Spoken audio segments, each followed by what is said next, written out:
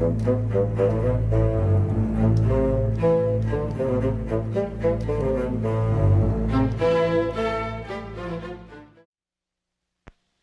people say the New York Jets lost the '67 Eastern Division Championship in Kansas City. The Jets were 5-1-1 when an injury to Emerson Boozer in Kansas City killed New York's running game and eventually their championship bid. But that was 1967. Today the Jets open their '68 campaign in Kansas City with a healthy Emerson Boozer. But New York's running game is only to keep the defense honest so Joe Namath can pass. One of his favorite receivers is number 13, Don Maynard. The 57-yard Namath to Maynard combination puts the Jets ahead 7-0. The Chiefs' offense, basically a power machine, always presents a passing threat. Fred Arbanis penetrates Jets territory.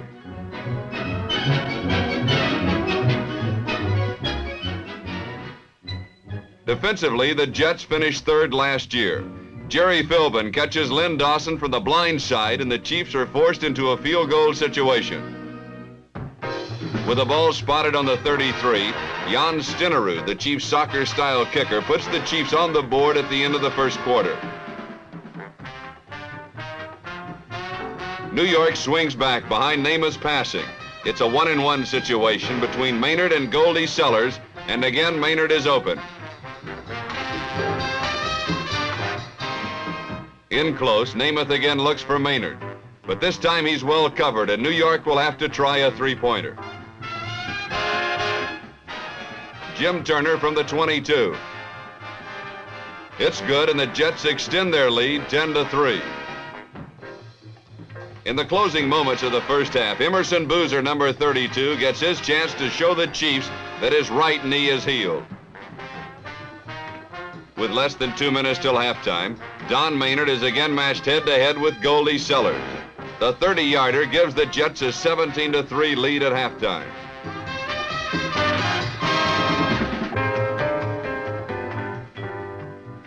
After dominating the first half, New York is forced to punt early in the third quarter to Super Nat Nolan Smith.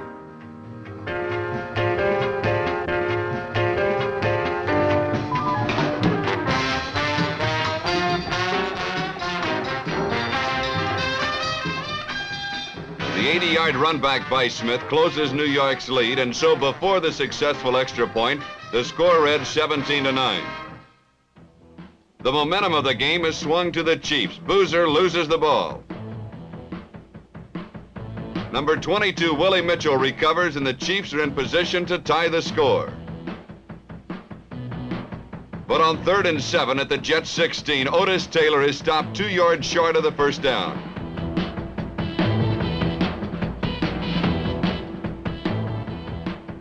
Rather than gamble, the Chiefs send in Jan Stenerud. The 18-yarder is good, but Kansas City still trails 17-13. Again, the Jets try to change the current of the game, but again there is trouble. Joe Namath's pass is intercepted by Willie Lanier.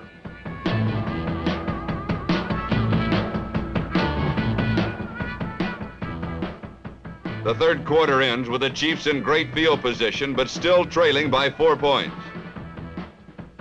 New York's defense stands firm.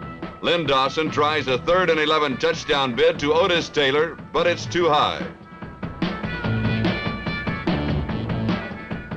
Jan Stenerud is sent in to salvage the drive. But the three-pointer still leaves the Chiefs trailing by 1.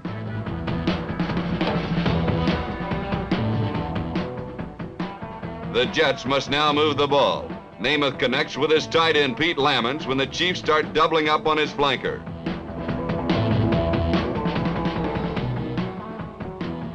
Kansas City continues to double-team Maynard, so Namath again goes to Lammons inside Chiefs territory. On 3rd and 1, Boozer to his left, but the lateral movement gives Buck Buchanan time to sleeve tackle Boozer for a loss. The key play of the game, the 42-yarder by Jim Turner, gives the Jets a 20-16 lead. Now New York must stop the Chiefs from scoring a touchdown. With only minutes left, Dawson's third down pass is broken up by Johnny Sample. Jan Stenerud's 28-yarder is good, but still leaves the Chiefs 1 point short as the Jets play out the clock and hand the Chiefs their first loss of the season. In 1967, the Jets' title dream died in Kansas City. This year, it was reborn there.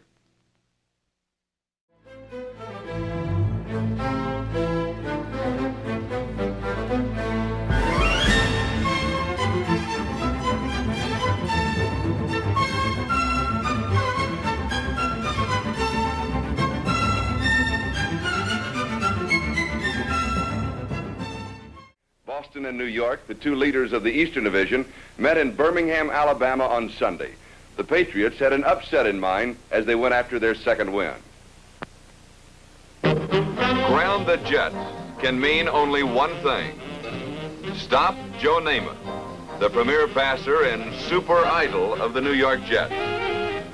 Boston's quarterback, Mike Tolliver, once Namath's understudy, led a precision passing attack early in the first quarter. But not precise enough. Randy Beverly picked up this pass on the Jets' 32 and returned it 68 yards for the first score of the game.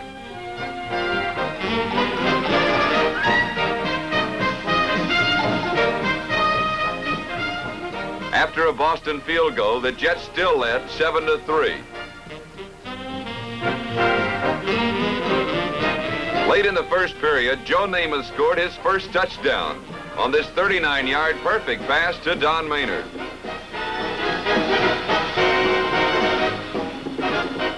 The Jets led 14-3 at the end of the first period. New York added a field goal, and Boston tried to come back with a bomb, but number 22, Jim Hudson, intercepted.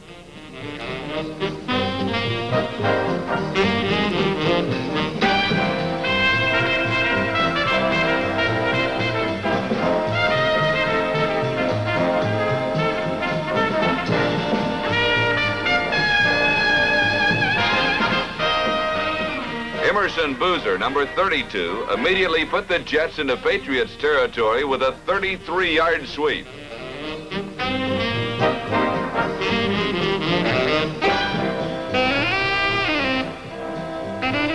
On 3rd and 9, Namath aimed for Boozer, but Boston's Don Webb broke it up.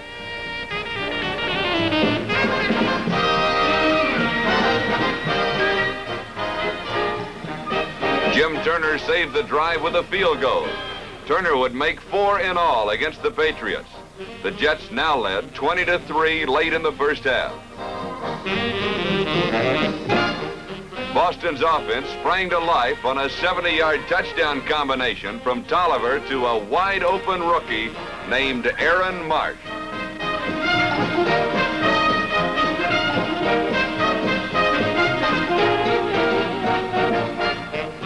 At halftime, the Patriots only trailed 20-10.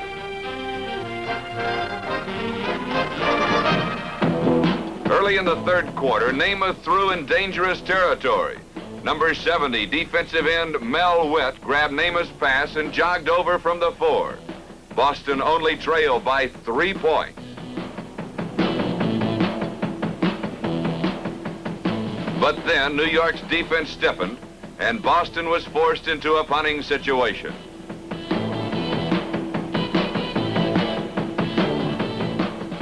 Again, New York's defense came through. Bob Scarpetto's punt was blocked by Paul Crane. Mark Smolinski fielded the loose ball and scored easily.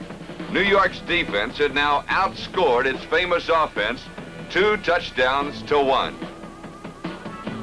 But Boston's coach Mike Holovac could care less if it were New York's offense or defense that was scoring. Either way, the Patriots were in trouble. Then Namath tied his own team's defense by scoring New York's second offensive touchdown on a 27-yarder to Pete Lamon.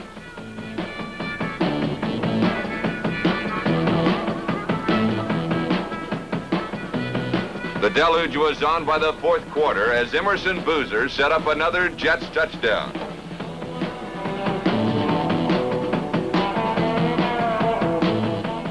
From the 1, Boozer went over, and the Jets led by more than 3 touchdowns. Boston fought back to the end. A fumble return scored 1 touchdown, and this 44-yarder from rookie Tom Sherman to Jim Coldclaw set up another.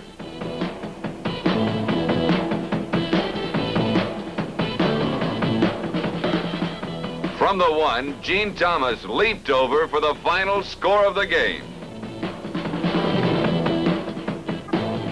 But it was a decisive 47-31 victory for the New York Jets. Once again, New York is the early front runner in the Eastern Division race, and the pressure is on Weeb Ewbank to keep them there.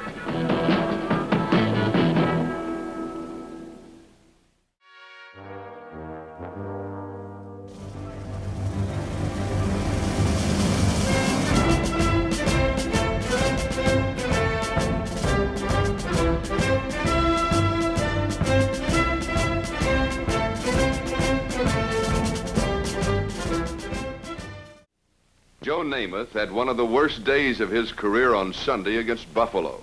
The Bills intercepted 5 stray passes and returned 3 of them for touchdowns, setting a new AFL record. They stunned the Jets with a ball-hawking defense and dealt them a costly defeat.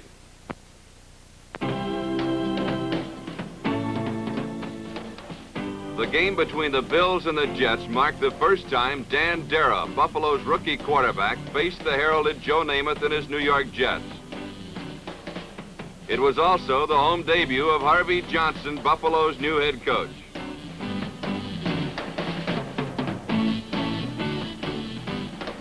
The Jets got off to a fine start when number 45, Earl Christie, a 5'11", 195-pound speedster from Maryland State, dashed down the sidelines for an 87-yard return of the opening kickoff.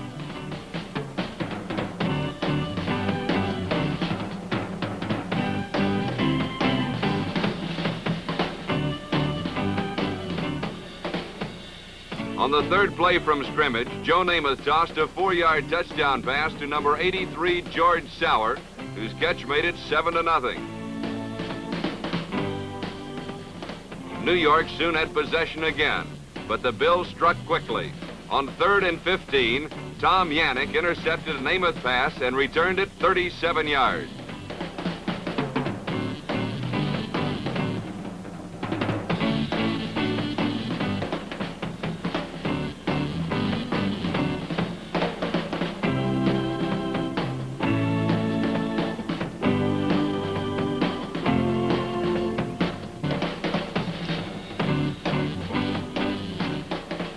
A few plays later, Bruce Alford, who was signed on Saturday, kicked a 35-yard field goal.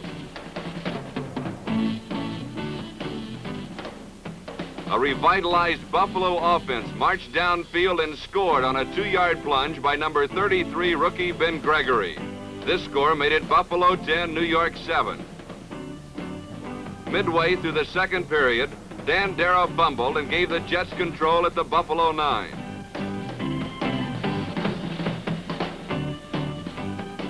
But the Bills' secondary again came through. Tom Yannick made his 2nd interception of the day as he snuck in front of Curly Johnson and turned a near Jet touchdown into a blazing 100-yard interception that made it 17-7 in Buffalo's favor.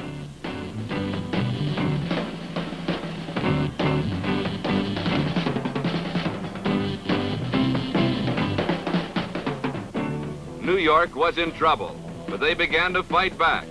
Matt Snell, who had an impressive 124 yards rushing, ran 60 yards on a draw play to the Buffalo 1.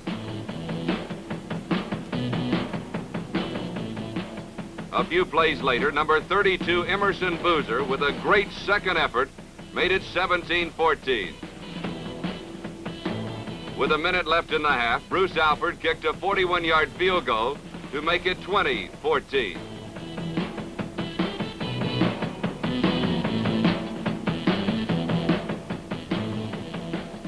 But 40 seconds later, Joe Namath hit number 13, Don Maynard, with a 55-yard bomb to give New York a shaky 1-point lead at halftime. As the 2nd half began, Jet coach Weeb Ewbank knew his team needed more points.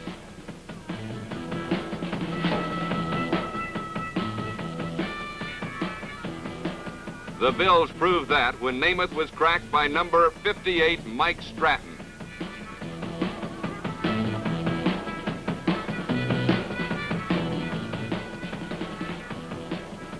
This fumble set up Alford's third field goal, a 37-yarder that put Buffalo back in the lead 23-21. Early in the fourth quarter, Buffalo ruined New York with two quick interceptions. The first came when number 42, five-year man Butch Bird, stole a Namath pass and raced 53 yards to the end zone.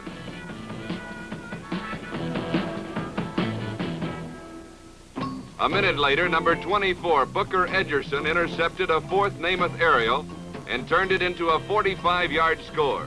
This put Buffalo ahead by 16 points.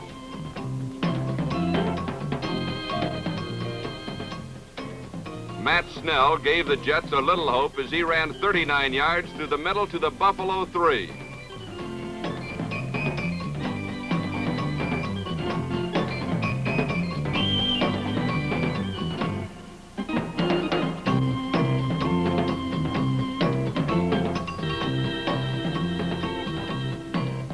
Namath then lofted a short pass to Snell, who made a great one-handed catch in the end zone. This brought the score to 37-28 with 10 minutes left.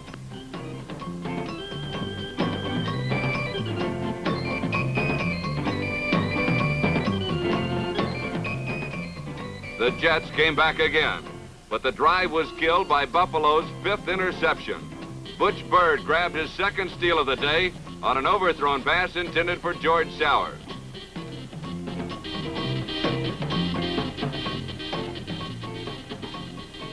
The Jets came back.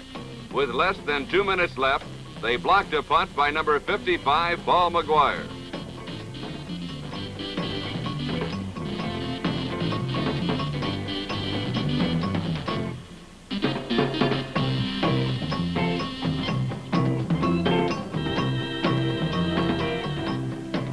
Two plays later, Namath hit George Sauer with a 10-yard touchdown pass to make the final score 37-35.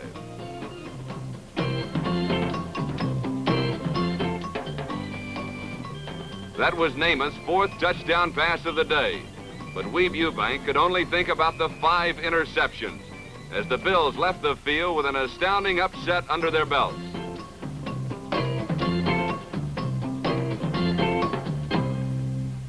Buffalo's surprising upset enabled the Patriots to climb into a first-place tie with the Jets. Next week should mark a turning point in the Eastern Division race as Boston meets Oakland and New York faces San Diego. The undefeated Raiders and Chargers remain at the top of the Western Division, with Kansas City only 1 game off the pace. But the 4 leaders of the 2 divisions play each other next week in what could be the most important weekend of the season. I'm Charlie Jones.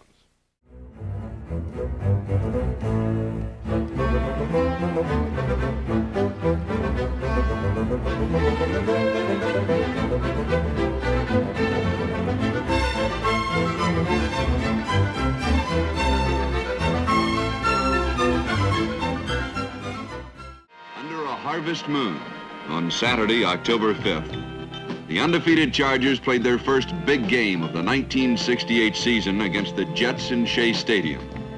Fittingly, the 2 highest scoring teams in the league met before the largest crowd ever to watch an American Football League game.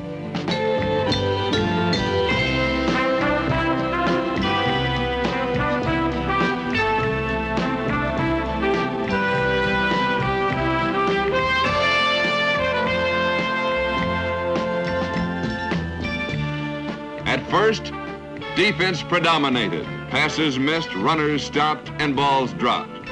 But over 64,000 fans saw what pro football was all about.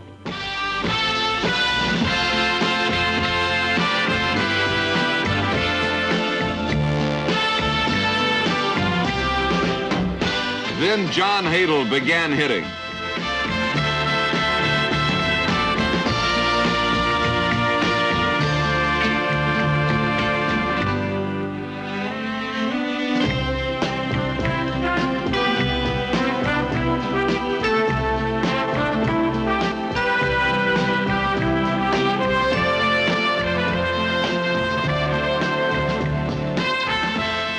Receivers Lance Allworth and Gary Garrison accounted for 300 of San Diego's total 347 yards and all 3 touchdowns the Chargers scored.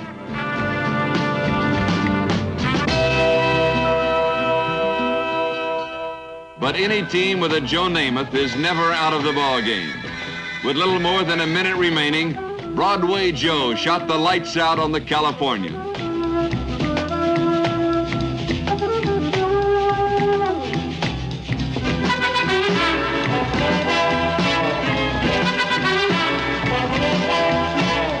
He took his team 75 yards downfield and in for the winner.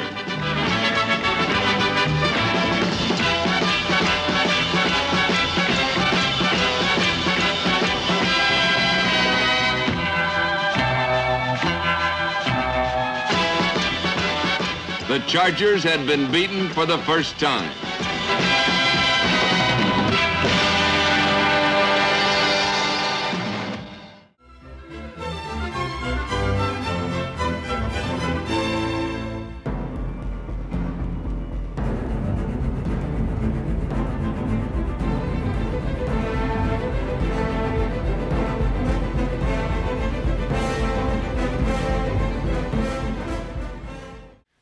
Place Denver Broncos showed the first place New York Jets that a $400,000 quarterback isn't worth 50 cents if he leads an overconfident team.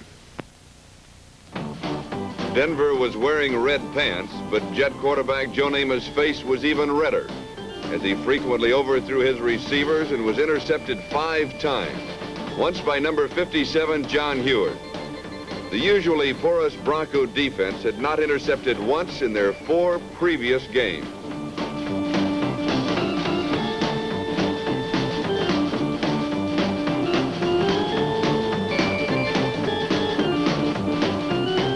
But Joe Willie managed to break out of the doldrums long enough to put the Jets into scoring position with the help of number 13, Don Maynard.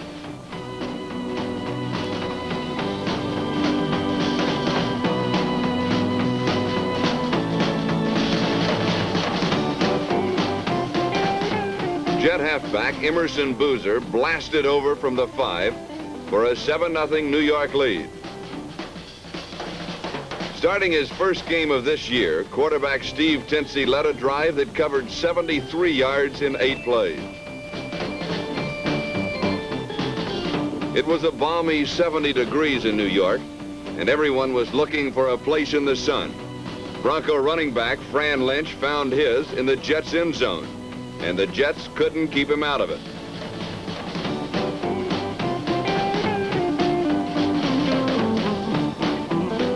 Lynch's 2 scores, the second set up by number 87, Rich Jackson's rush, and number 43, Pete Jaquiz's interception, gave Denver a 14-7 lead.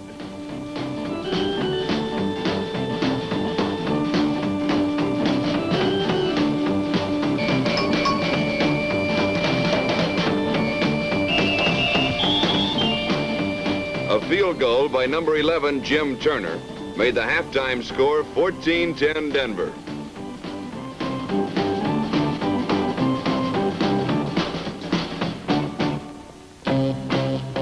As the third quarter began, the consistently strong Denver defense forced the Jets to punt.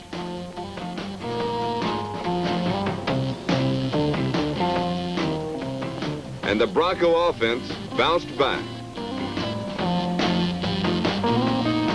Quarterback Steve Tinsey hit number 41 Eric Crabtree over the middle, and the speedy end outraces number 24 Johnny Sample and number 42 Randy Beverly.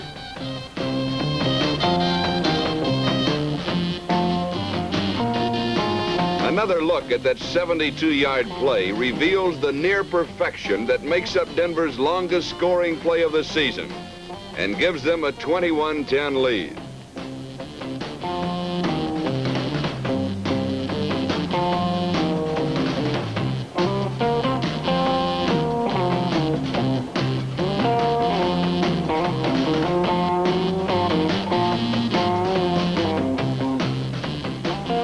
Despite strong running by number 41 Matt Snell and number 35 Billy Joe, and a total offense of 460 yards, Compared to Denver's 219 yards, the Jets can only add a field goal and trail 21-13 with time running out.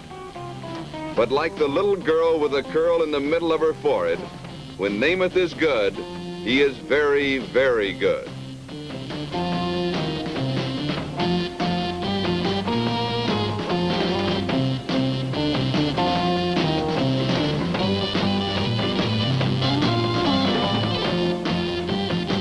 And so are his receivers, Don Maynard, who believes in giving a guy a hand.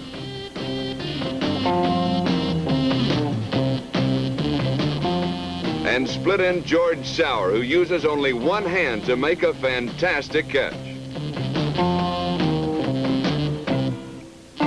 However, like that same little girl, when Joe Willie is bad, he is horrid.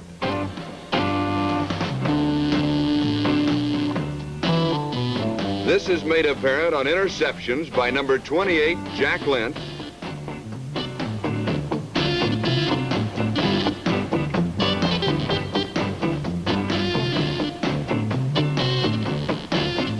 and 2 by number 20, Charlie Greer, who was stung for the first and last time in the game on Namath's 60-yard toss to Maynard in the first quarter.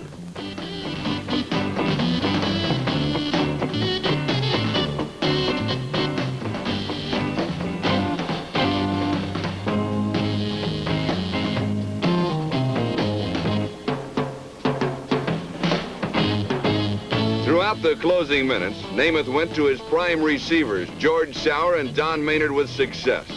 But each time, the stubborn Denver defense stopped the scoring threat.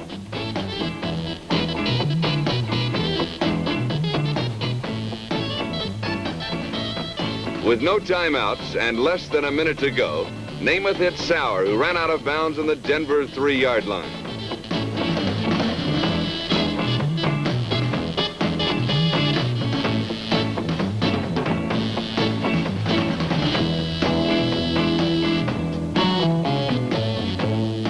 On third down, Emerson Boozer ran into one of his own men and was stopped for no gain.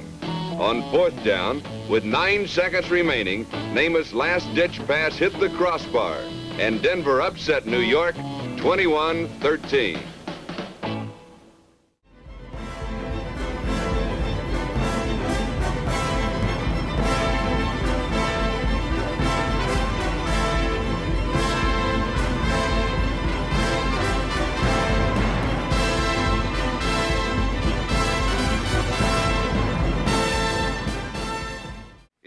The Houston Oilers, although not a consensus favorite, were expected to make a respectable showing. That, too, was preseason. The New York Jets were the Oilers' greatest threat, but the New Yorkers also proved inconsistent. So when the Jets visited Houston's Astrodome, each side could predict the outcome, and then only hope.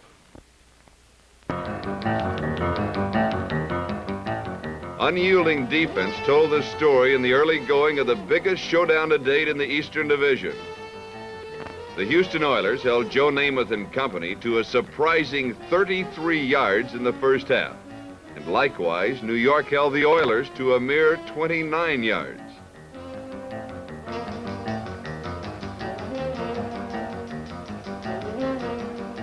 When quarterback Bob Davis did get the ball off, things didn't go any better for him.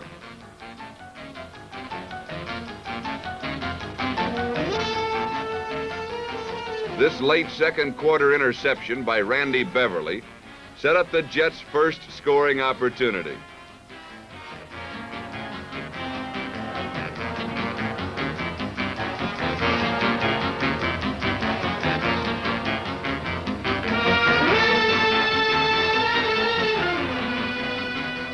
Namath's third completion out of 12 attempts found George Sauer at the Houston 1-yard line, where Namath then went over for the touchdown.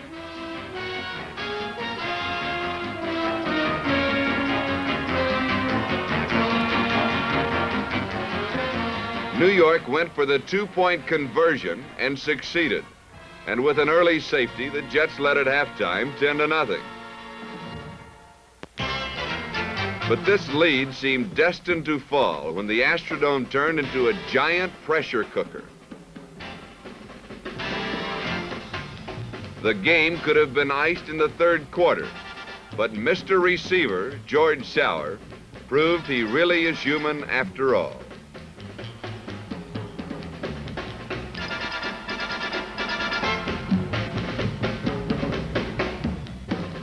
Houston's Bob Davis was hurt in the last quarter, and that brought on reserve quarterback Don Truell, number 10. And the performance he turned in, to say the least, was astonishing.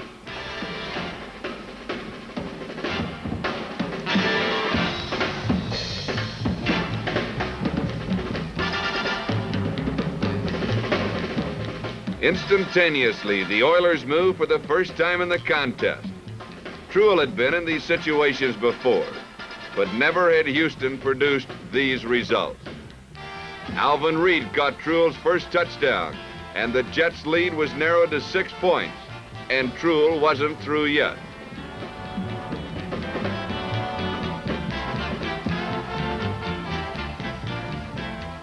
A roaring crowd of 51,000 saw Truell give a repeat performance as he connected with split-end Jim Byrne with 4 minutes to go for a touchdown that suddenly gave Houston a 14-13 lead.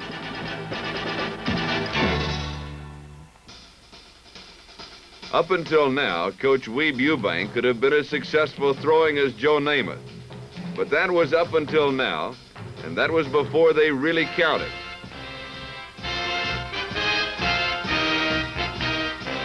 Trailing by a point with minutes remaining, Namath methodically moved the team upfield with simple sideline passes to Sauer.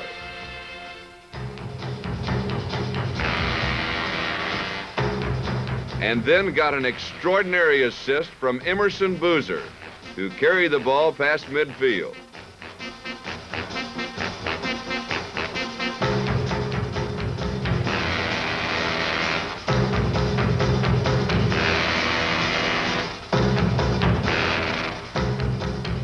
Namath then coolly defied Houston's defensive right side and the clock by running the ball and not once calling a timeout.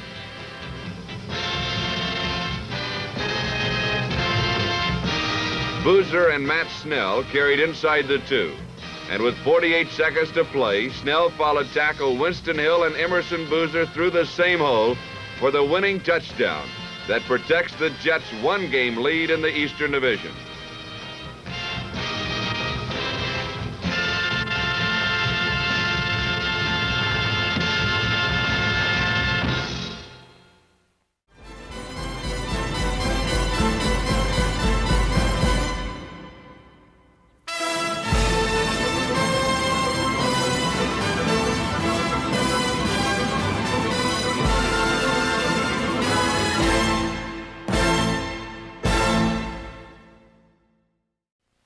Déjà vu is a French expression used to describe the feeling of having been somewhere before, like you have already seen the thing you're seeing right now. For the New York Jets, the feeling of déjà vu must be very strong. At midseason last year, the Jets were leading the Eastern Division. At midseason this year, the Jets are again leading their division. But last year at this time, everything went kaput, and the New York Jets lost the title in the second half of the season. This year, the Jets are out to prove that history does not repeat itself. In the battle for the lead in the East, there seemed to be absolutely no way Boston could hang on to the ball. They had 9 turnovers, which made them mad enough to pound dirt.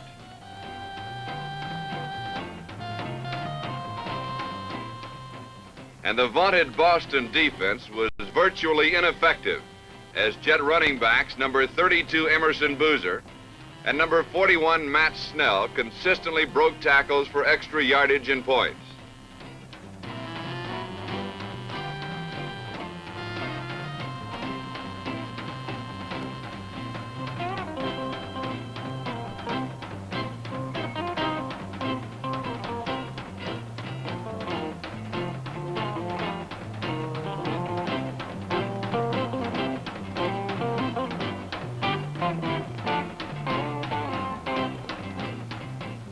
Boston quarterback Mike Tolliver had a day he'd probably like to forget. He was thrown for losses 7 times for a total of 50 yards.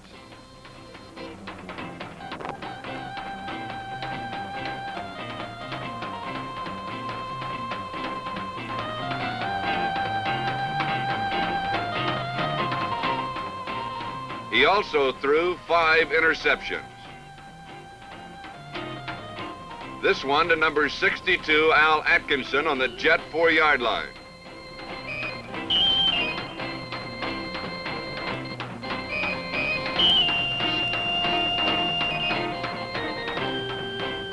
Despite their many miscues, Boston trailed by only 10 at the half.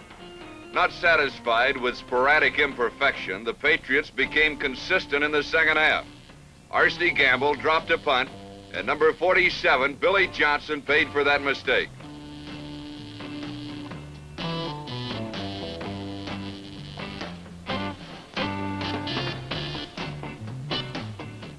Tolliver began celebrating Halloween a week early as Jet defenders number 46, Bill Baird, and number 24, Johnny Sample, came up with the tricks, and Tolliver dispensed the treats.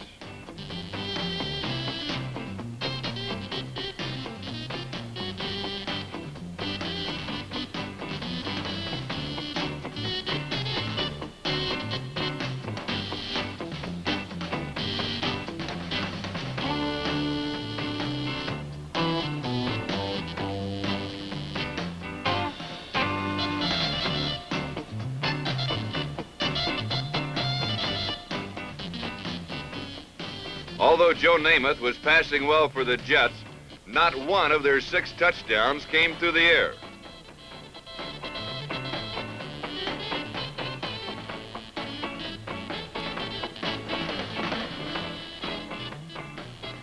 Matt Snell blasted in from the 1.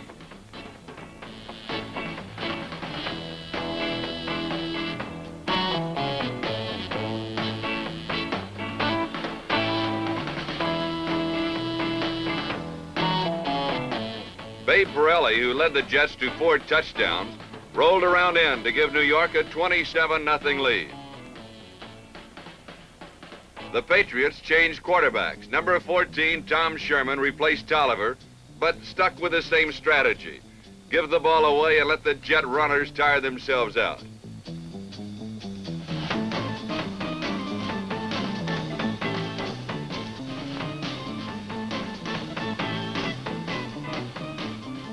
But fullback Billy Joe, number 35, was tireless.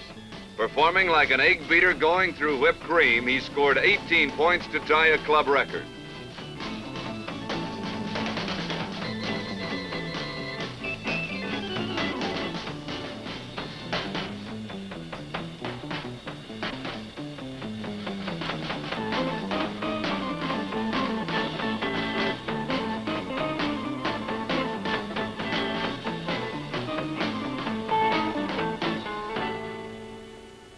Late in the 4th quarter, the Patriots finally got on the board. Twice. Sherman's pass to Bob Scarpetto accounted for 1 touchdown, and an 87-yard pass, the longest scoring pass in Boston's history, to Jim Whalen, made the final score 48-14.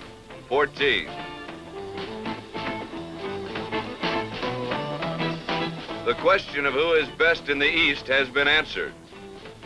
There is only one question left. Why is this man smiling?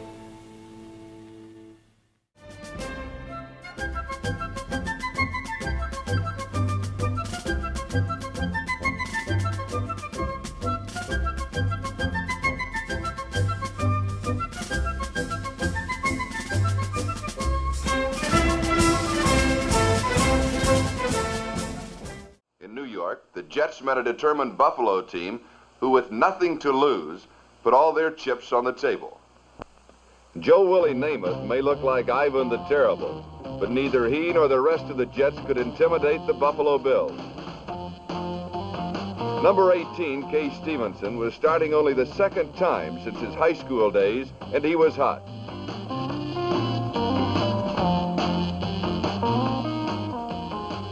Rookie of the Year Haven Moses was a terror in his own right as he gathered in Stevenson's pass and bolted 55 yards for a 7-0 Buffalo lead.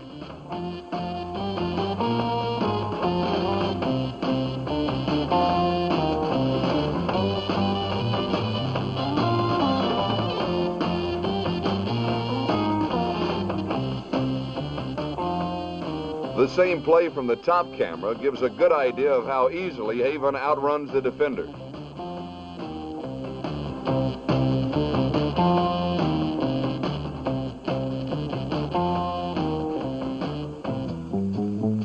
although number 12, Joe Namath, was firing well to his excellent receivers, number 13, Don Maynard, and number 83, George Sauer, the Jets' offense did not score a touchdown all day. The Bills allowed them only 110 yards rushing and consistently forced them to go for the field goal.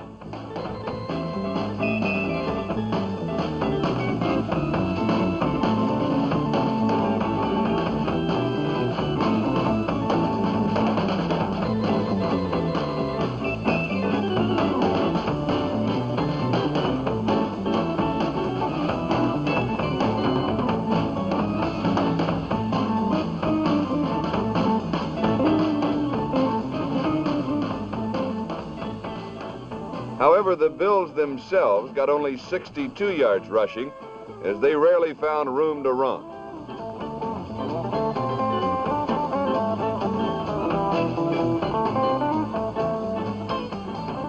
Fortunately for the Jets, their defense was not opposed to grabbing 6 points, as Kay Stevenson threw 3 interceptions, 2 to the Jets' number 24, Johnny Sample, and Johnny on the spot turned one of the thefts into the lone Jet touchdown to give them a 10-7 lead.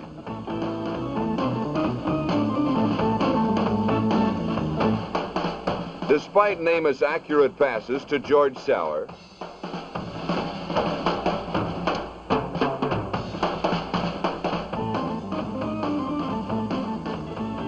despite a rare appearance of last week's shattering running game,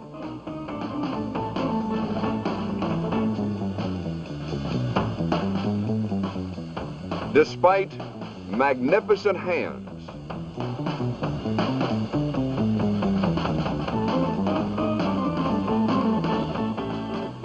the Jets were forced to settle for a field goal by number 11, Jim Turner, when they could not bring it in from the 9. Turner's field goals gave them a 16-7 lead at the half. In the third quarter, the Jet runners were again buffaloed, and laboring under the assumption that half a touchdown is better than none, they put the long, lithe leg of Jim Turner to work again. Performing like a Radio City Rocket, he kicked them long, he kicked them short, he scored 19 points, set a record for the most field goal attempts, 8, and tied a record for the most successful attempts, 6. And he did it with a pulled hamstring.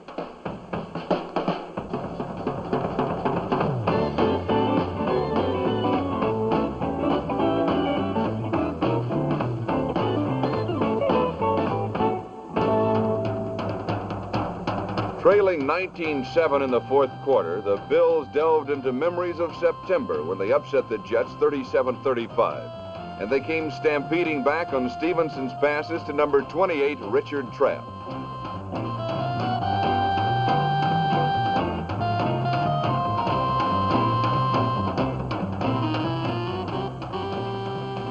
Stevenson then linked with Paul Costa, number 82, for a touchdown. Costa's first of the year as a receiver. Jet fans were stunned less than 2 minutes later when Haygood Clark sprang loose for an 82-yard punt return and a 21-19 Buffalo lead. This was Clark's first touchdown of the year.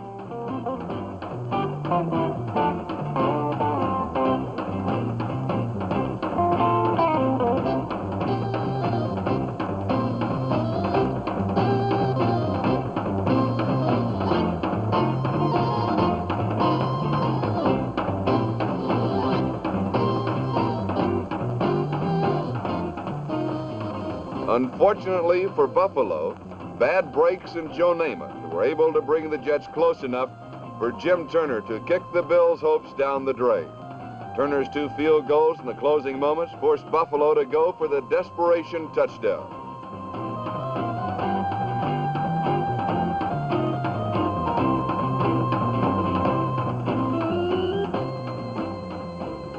But like September's memories, time was fleeing, and the Bills' effort fell short. The 25-21 win keeps the Jets alone at the top in the East.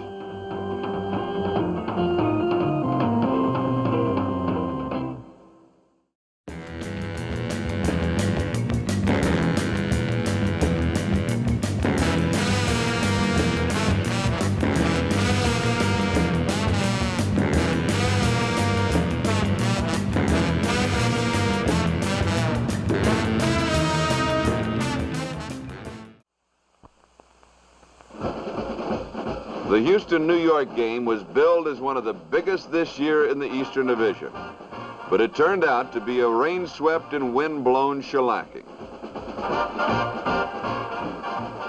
This was the 6th game in a row that Joe Namath failed to throw a touchdown pass, but this time it didn't make any difference. The Oilers were no match for the Jets as Namath, despite the weather, was able to come up with a big pass every time he needed it.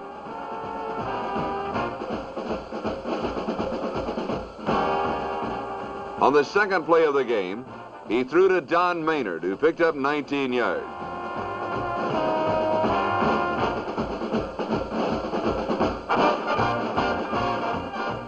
Then he found number 83, George Sauer, for a 43-yard gain to the Houston 5.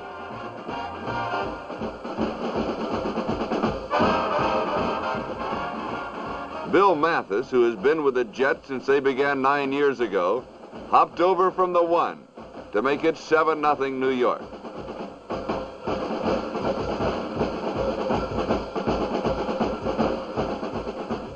The Jets got the ball right back, and Matt Snell flew over the right side on a draw for 38 yards.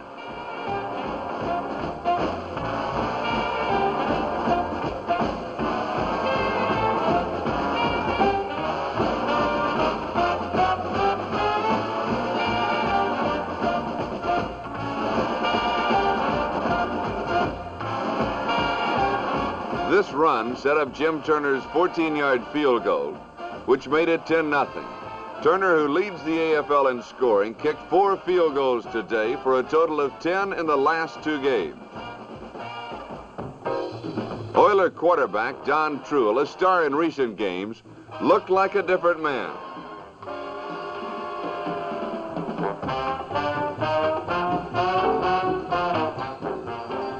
Bill Baird's interception paved the way for Turner's second field goal, a 32-yarder, which jumped the score to 13-0 New York.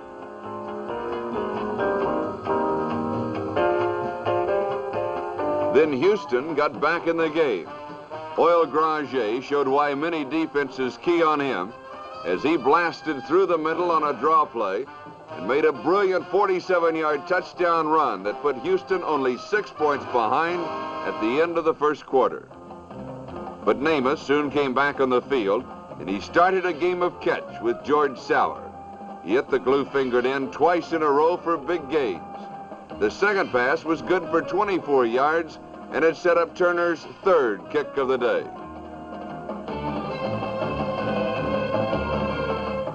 This one was from 28 yards out, and it put New York ahead 16-7 at the half.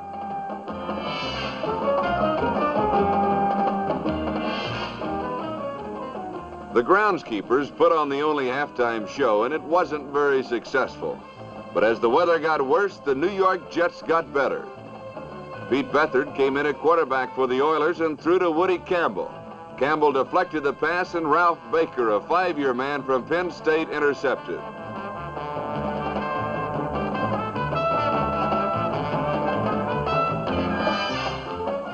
Namath stepped in and tossed over the middle to Bill Mathis for a 27-yard pickup and a slide in the mud.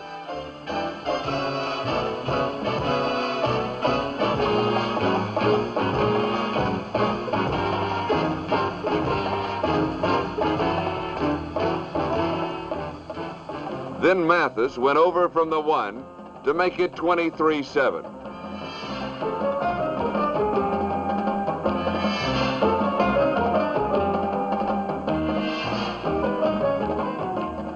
The Jets added one more insult in the fourth quarter as Namath connected with Sauer for 40 yards.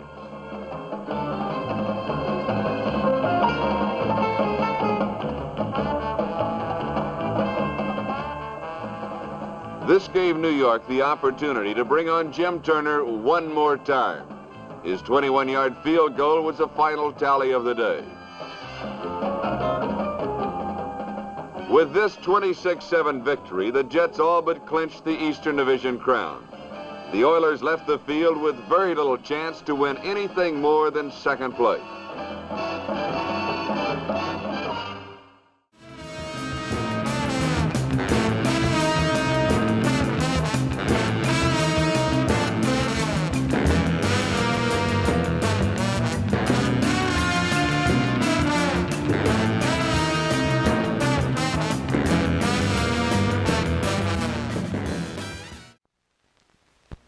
58 minutes and 55 seconds, Oakland and New York slugged it out toe-to-toe until the Jets gained a 32-29 lead on Jim Turner's field goal.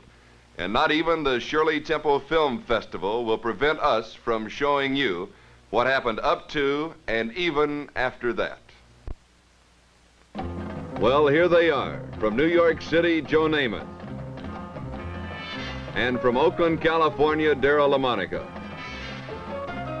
Both these quarterbacks performed as champions in perhaps the finest and roughest game of the year. LaMonica's strategy was basic. Control the ball with deliberate short passes to his backs and ends.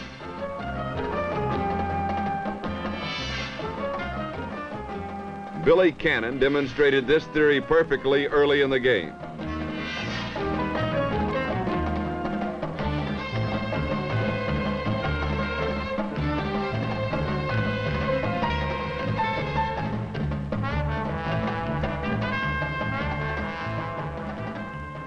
Joe Namath wanted to run his club in the early going, but found all avenues blocked.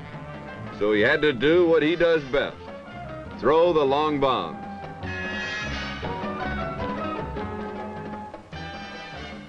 This one was incomplete, but it foretold of things to come.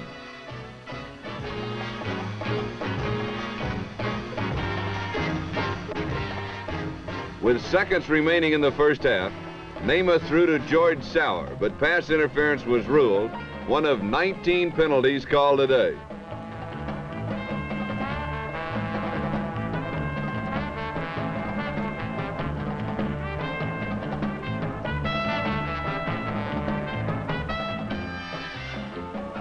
After the penalty break, Namath fooled everyone by running himself for the touchdown. The halftime score was New York 12, Oakland 14.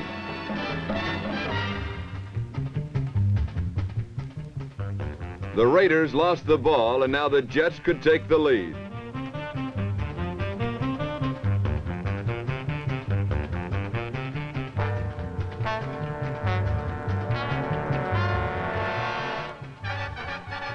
Rookie defensive back George Atkinson was having his troubles with the Jets' fine receivers, and Namath knew it. So he and Don Maynard picked on him until they scored the go-ahead touchdown in the fourth quarter.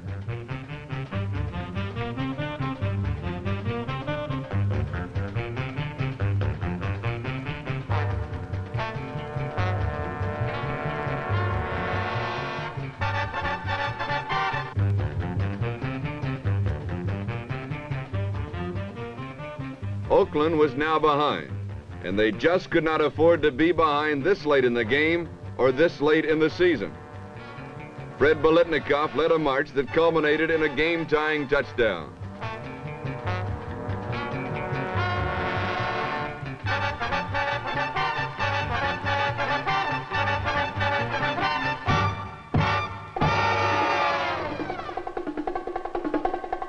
Through 4 quarters, the teams had battled. And now it was all even, 29-29. With less than 4 minutes remaining, it was a whole new ball game. But Namath and Maynard still worked on Atkinson, but more importantly, they were working on the clock.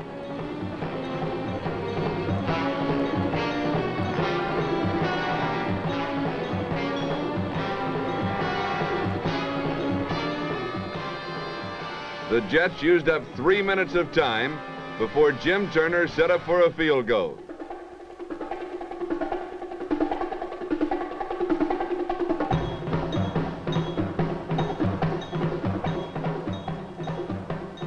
The Jets led again, 32-29, with 1 minute and 5 seconds remaining. What transpired from here was unfortunately not shown to the nation's television audience.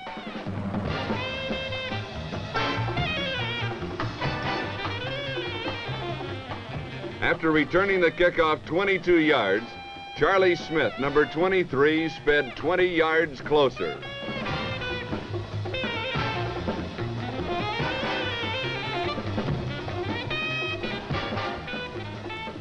A costly face mask penalty moved the ball to New York's 43-yard line.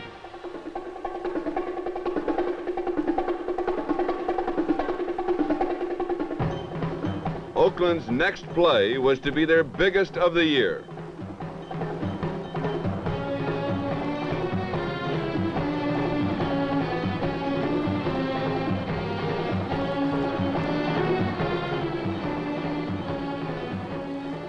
With 42 seconds left, Charlie Smith put Oakland ahead, and in a replay we can see how he did it. Mike D'Amato was forced to cover Smith, and it was no match.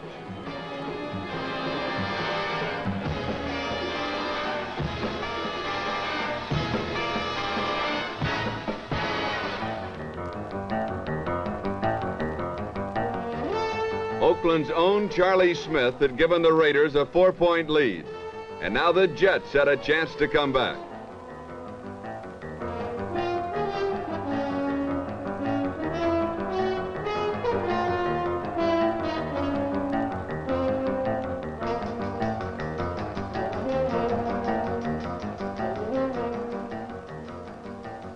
Veteran Earl Christie lost the ball, and Preston Reidelhuber, number 37, recovered in the end zone for another Raider touchdown.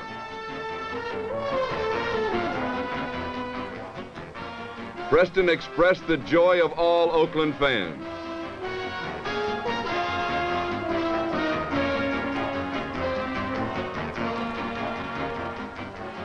In an astounding game, it was finally New York 32, Oakland 43.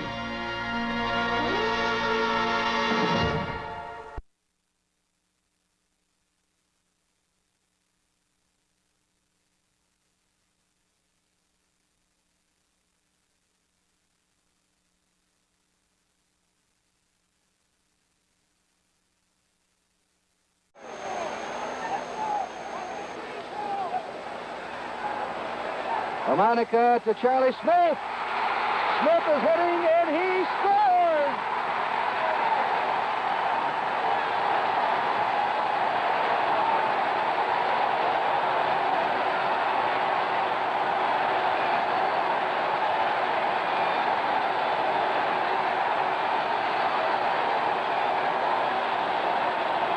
What a game!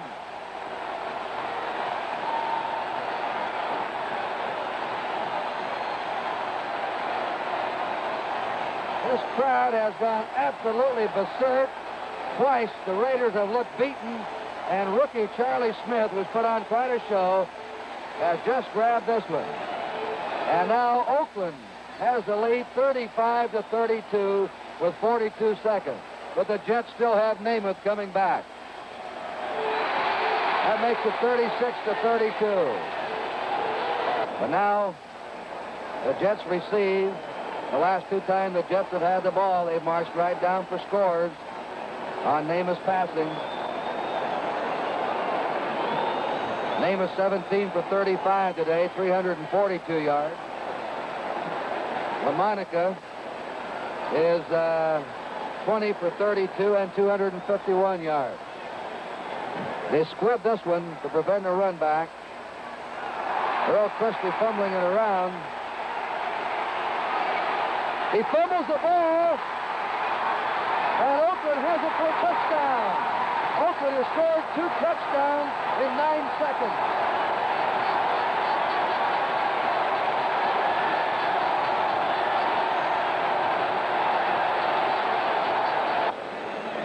Oakland now is kicking off after the penalty on the extra point. They're kicking off from the New York Jet 45.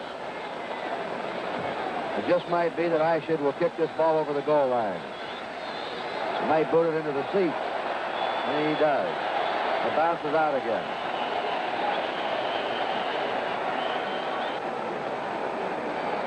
The Jets will never lose a more heartbreaking game than this. They had this one right in their hands with 1:05 to go. They kept coming back and coming back. They scored with 3 seconds to go at the end of the half. They were behind, took the lead. Oakland went ahead. The Jets came back again to take the lead. Dave Perilli's the quarterback now. Boozer fumbles the ball. Ben Davidson has him, and Davidson bulldogs him down. Ben Davidson, number 83. This one's about all over, 15 seconds. We'll have a quick sign-off here. We hope you enjoyed the game. We'll be in San Diego next Sunday, 4 o'clock Eastern Time, with the Jets against San Diego. This is Kurt Gowdy, and a great job today by L.D. Rogatis. And that's it. The final score, Oakland 43, New York 32.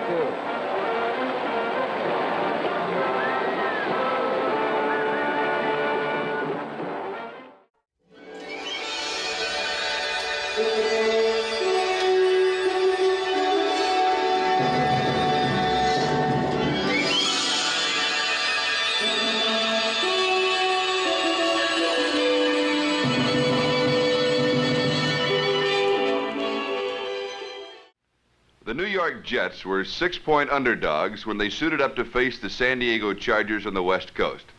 But the Jets made San Diego into the underdog in the Western Division race. You can't give all the credit to the Jets for their win. San Diego sometimes played like they weren't even there. The glue-fingered receivers of the San Diego Chargers became completely unglued against the New York Jets.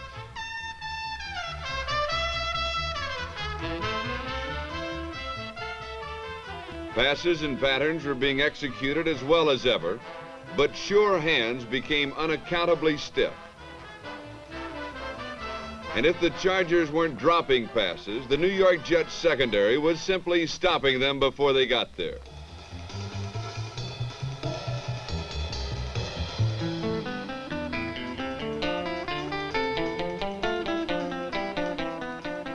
Even San Diego's elusive runners became quite available to the Jets' quick defense.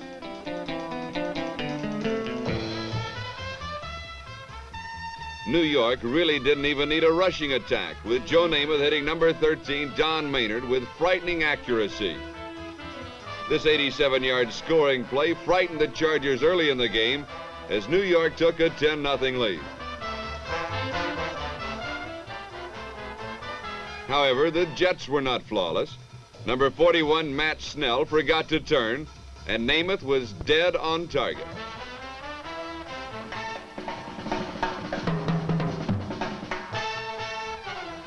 But where the Jets' mistakes were humorous, the Chargers were not.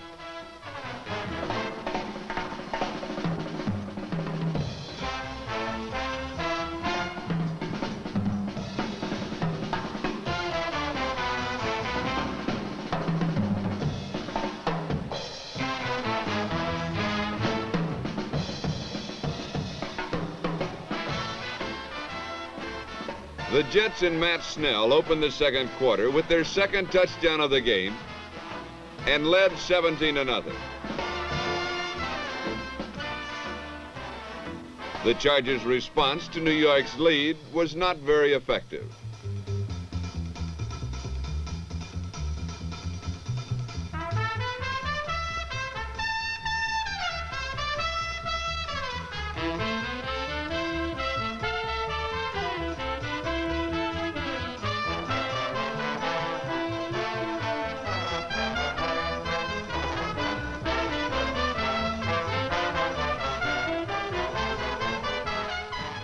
Although this time the Chargers defense foiled the Jets.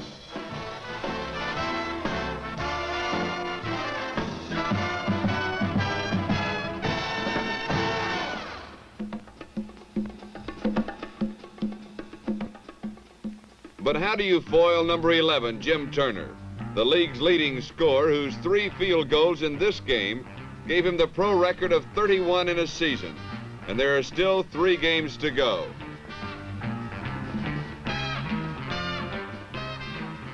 San Diego's answer to the Jets' 20-0 lead was characteristic.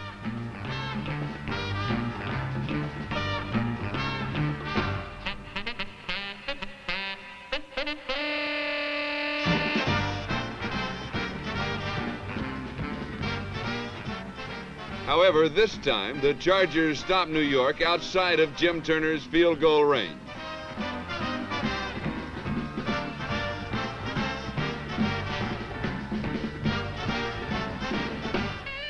so the Jets were forced to punt.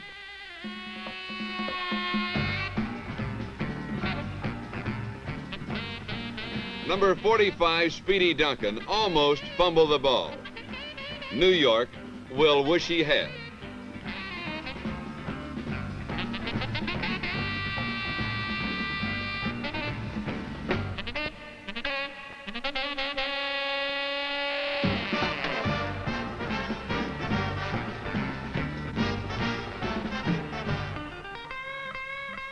It was love and kisses for the Chargers, now trailing 27. But Joe Namath did not let them long enjoy their laurels.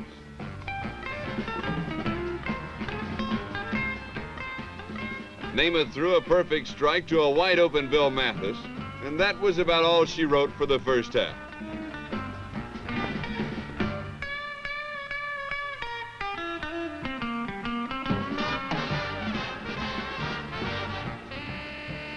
The Jets led 27-7.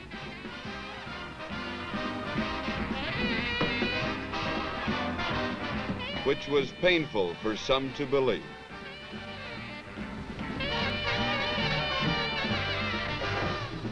The Chargers' offense in the third quarter was like the Chargers in the first and second. The game's strategy seemed to be give the ball away, let New York score, and hope Speedy Duncan will return the kickoff for a touchdown.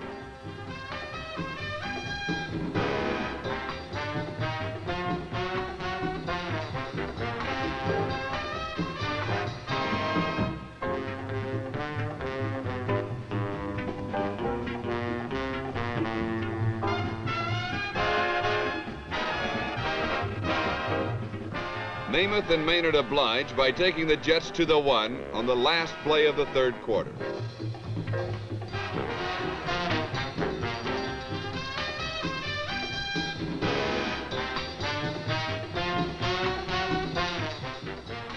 The Jets started the fourth quarter the same way they opened the second quarter, running for a touchdown. Bill Mathis scored for the second time today, and New York led 37-7.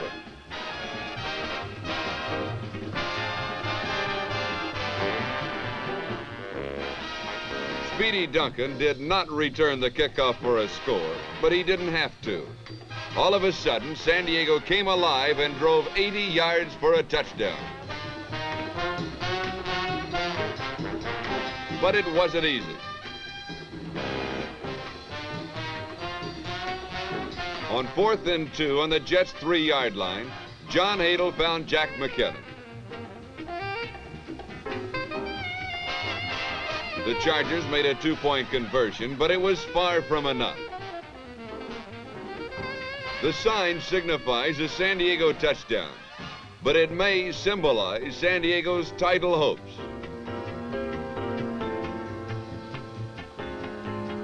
The 37-15 drubbing by the New York Jets puts John Hadle and company in trouble. They are now a full game behind the Raiders and the Chiefs. Who knows?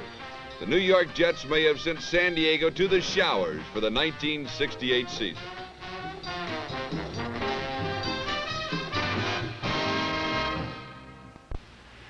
This is the situation in the American Football League with 3 weekends remaining. In the Eastern Division race, the New York Jets are leading the Houston Oilers by 3 games, which means that the Oilers must win their 3 remaining games to be tied with the New York Jets.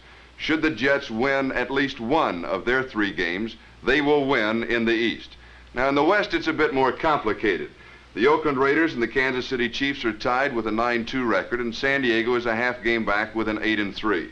Now, the Chargers have a bit of a problem in the Western Division race. They must play Denver. In addition, they must play Kansas City and then Oakland. They have to win all 3 for there to be a 3-way tie.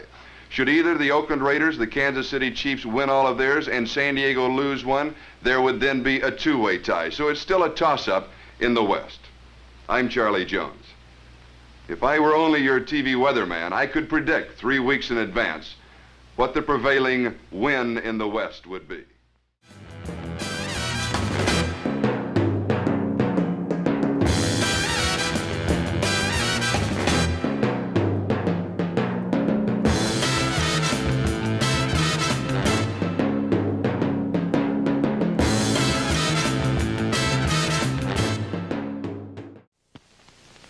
In their first game as Eastern Division champions, the New York Jets showed why they deserve that title.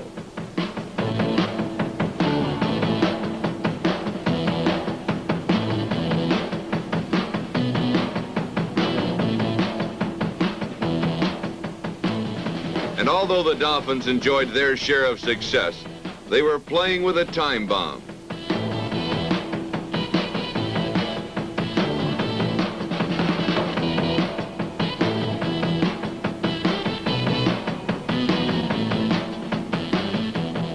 Joe Namath passes to George Sauer, number 83, and Don Maynard, number 13, who went 54 yards for a touchdown, gave the Jets a 7-3 lead.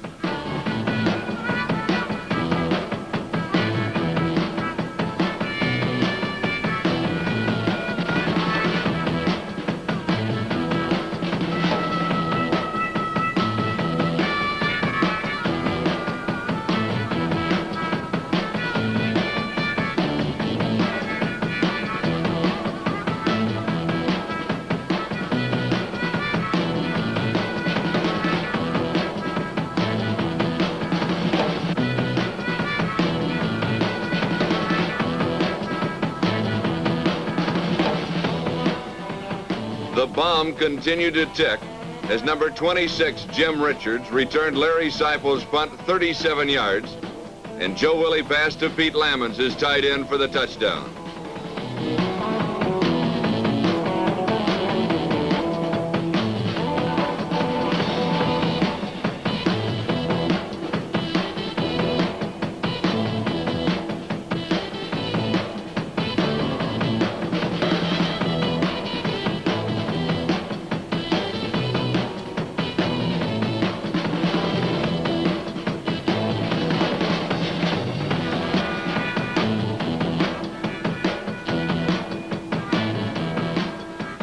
A second look at the scoring play gives a good example of Namath's ability to perform under pressure.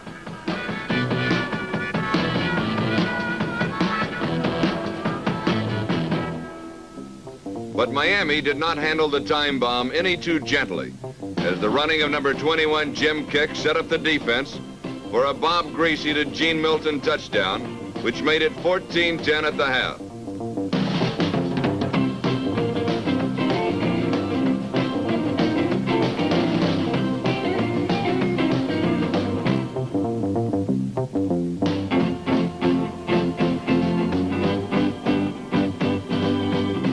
In the third quarter, the Jets did not score, and the Dolphins continued to handle the bomb as if it were a dud.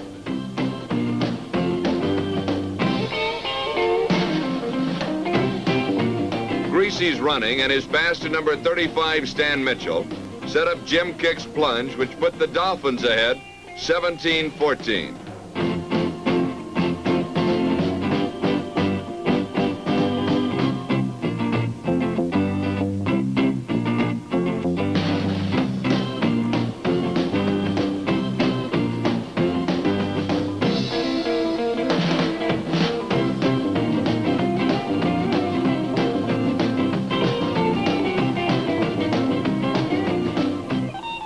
Afraid that the cold had stiffened Namath's knees during the long Miami drive, Coach Weeb Eubanks sent in Bay Pirelli, who had the blasting cap that set off the jet explosion. New York scored 21 points in 6 minutes.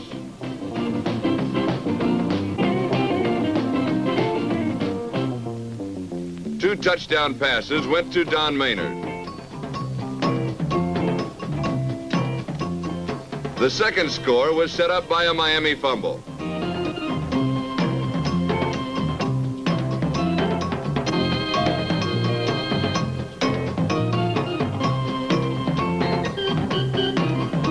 In this game, Don Maynard passed Baltimore's Raymond Berry and established a career receiving record of more than 9,300 yards.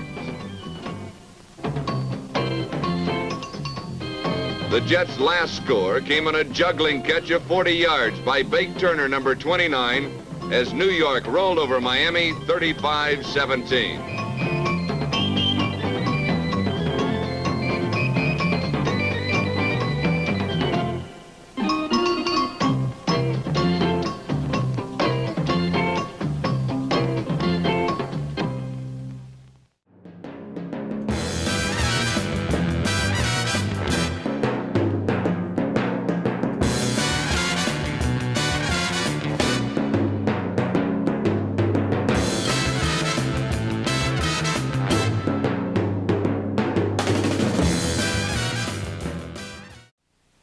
only 1 week left in the season, it's interesting to look back at the beginning.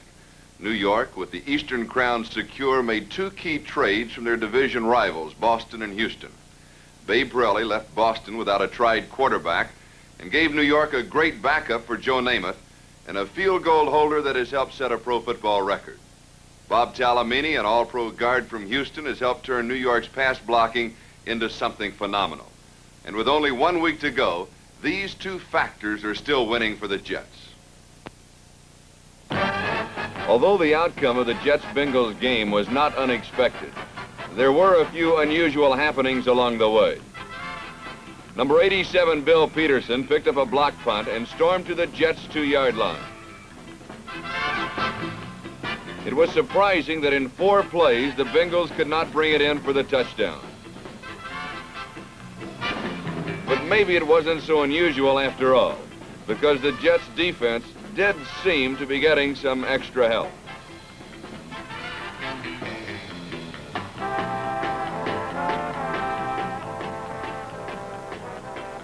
It was surprising that a veteran such as Babe Patriots, number 15, would try a quarterback sneak from his own 2-yard line and neglect to hang on to the football. Number 76, Jim Griffin, recovered for the Bengal touchdown.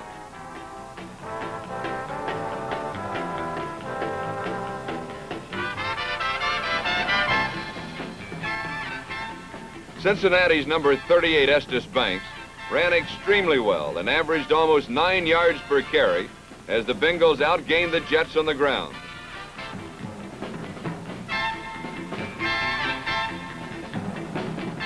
Number 58, Al Beauchamp, came up with the game's only interception, and this led to a Paul Robinson touchdown.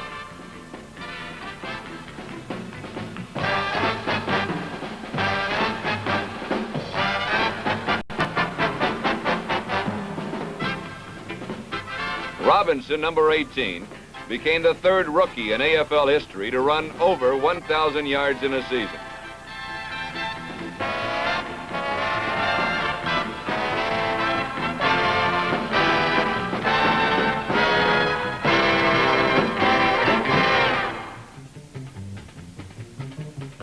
Despite Beauchamp's interception, there was no way the Bengals could stop Joe Willie's passes.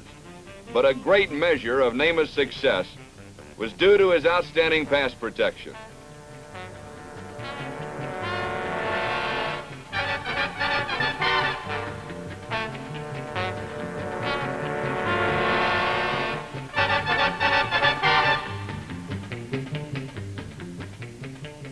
As usual, he hit his 2 accomplices, number 83, George Sauer, and Don Maynard, number 13, in accounting for 2 Jet touchdowns.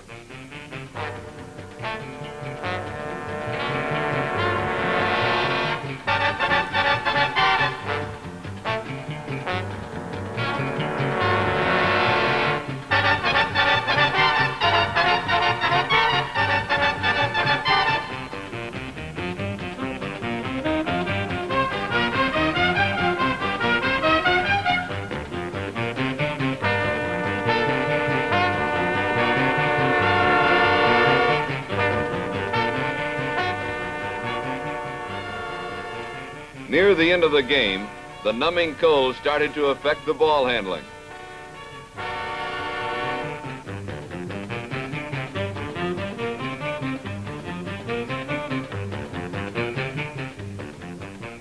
The Jets overcame this by sending in red-hot Babe Patriots, who passed to Bake Turner for the final Jet touchdown and a not unexpected 27-14 New York victory.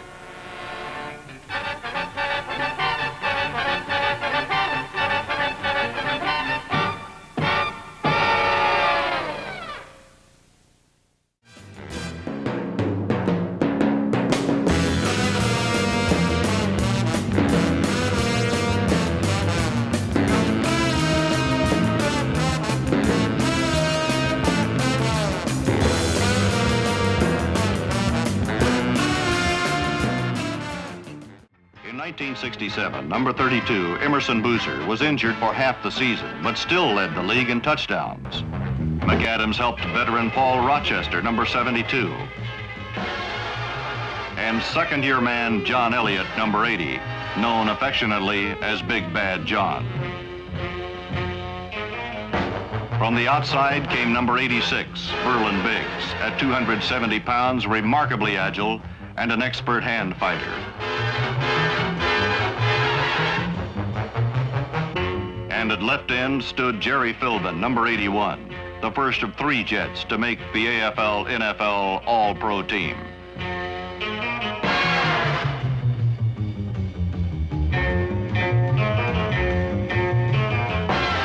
Philbin's quick reactions and great pursuit finally brought him the recognition he had long deserved as a lineman's lineman. Linebackers Ralph Baker, Larry Grantham, and Al Atkinson were able to play deeper than usual, important strategy in molding a great defense. The Jets' last line of defense, its secondary, was perhaps the only one in pro football to contain 4 free agents. Split-in George Sauer is not as shifty nor as fast as Don Maynard. All he has are the best hands in pro football.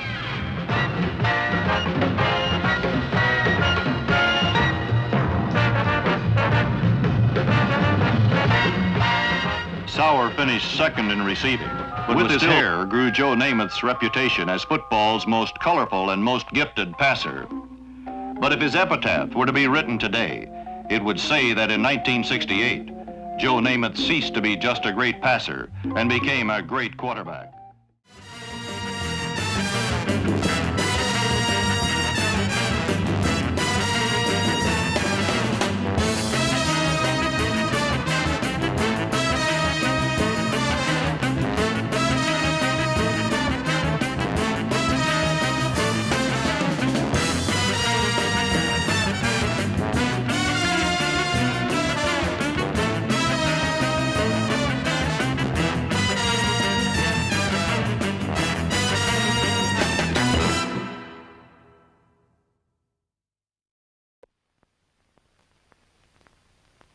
This is NFL Action, and I'm Pat Summerall.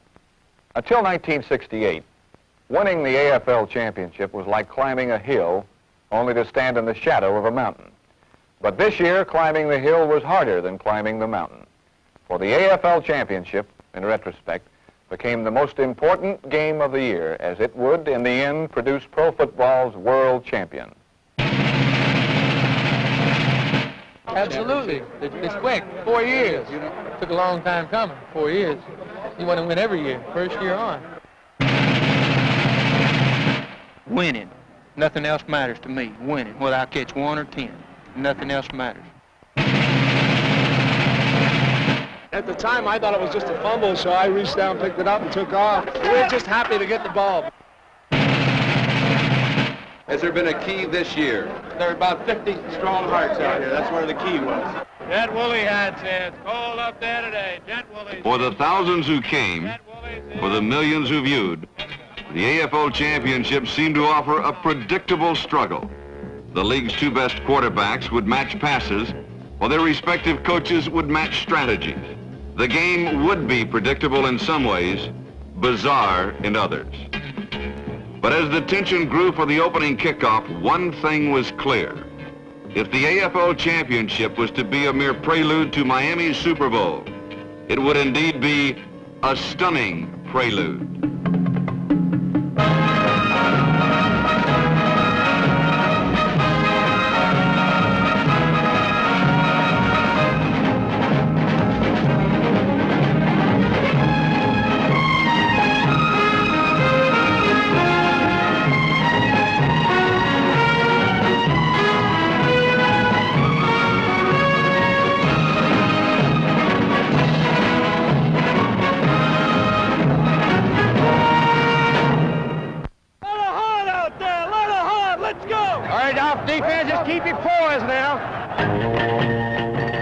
John Rauch coached the most prolific offense in pro football.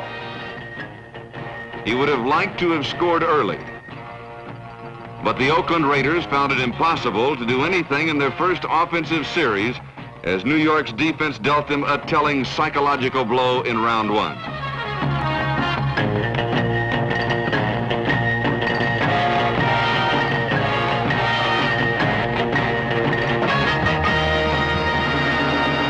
Like a school of sharks, the Jets offense struck swiftly as Oakland had been stopped.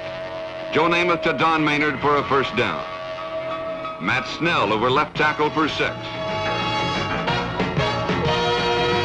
Namath to Maynard again, 14 yards and a touchdown. On the play, Maynard had been aided by his own muddy field. Defender George Atkinson slipped as Maynard made his cut, and the Jets flanker made the catch unmolested. It was quick and it was easy, but it would be their only touchdown for nearly 3/4 of the game. Oakland's second series was as fruitless and as frustrating as its first.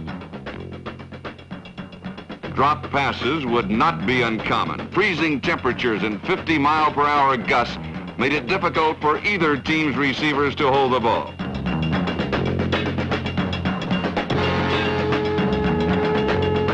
Yet fate somehow dealt the Raiders more than their fair share. A pass that tipped off the hands of Fred Biletnikoff was one in a series of near misses that would haunt Oakland long after the final gun. This attempted field goal that followed was yet another.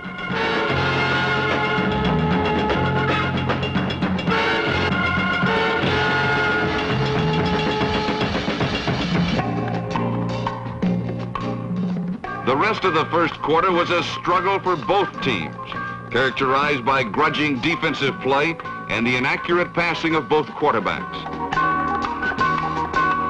The teams exchanged the ball 8 times and could collectively muster only 2 first downs.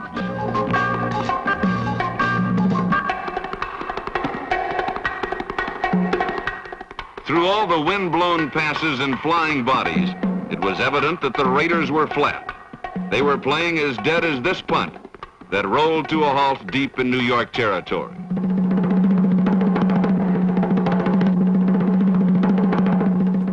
From here, late in the quarter, Joe Namath went to his ground game in hopes of adding another touchdown to his 7-0 lead.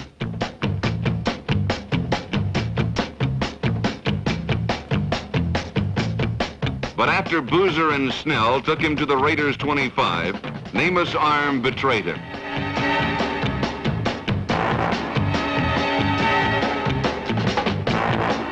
The Jets would have to settle for a field goal from Jim Turner and a 10-0 first quarter lead.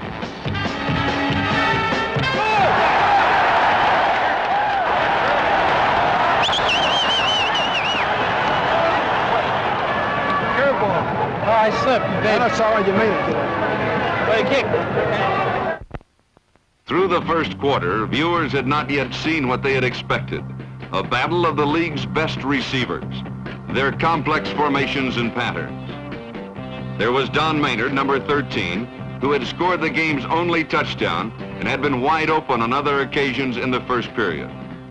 But in the second quarter, Atkinson would play him tight and tough and would hold Maynard to one insignificant catch. Then there was the Raiders' great receiver, number 25, Fred Biletnikoff. Biletnikoff had been shut out and intimidated by New York's fiery cornerback Johnny Sample in the first period.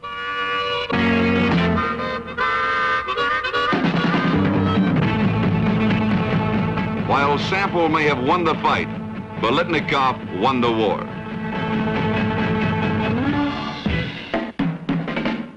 Number 25 would lead the Raiders to their first score early in the second period. Quarterback Darryl LaMonica relied heavily on Biletnikoff during the touchdown drive. He and number 35, setback Hewitt Dixon, were to be LaMonica's only effective weapons, however, throughout the game. After Dixon's 20-yard run with a flare pass, Biletnikoff again broke loose in the secondary for the Raiders' initial score. A repeat of the play shows Biletnikoff's pattern contained neither great moves nor great speed. All he did was avoid an attempted tackle and an attempted trip by 2 Jet defenders, neither of which seemed to faze him.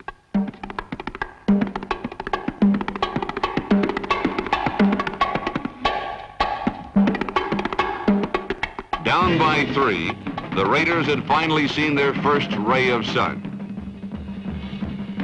The touchdown must have given Oakland's defense an emotional lift for the ensuing Jet drive. They blocked Namath's passes. They broke down his iron pocket and forced him to scramble on two fragile knees. And they took him to the soggy ground for the first and only time in the game. Not only did they stop Broadway Joe, they stopped his entire game plan by containing the running of Emerson Boozer and Matt Snell and preventing the long bomb to his deep receivers.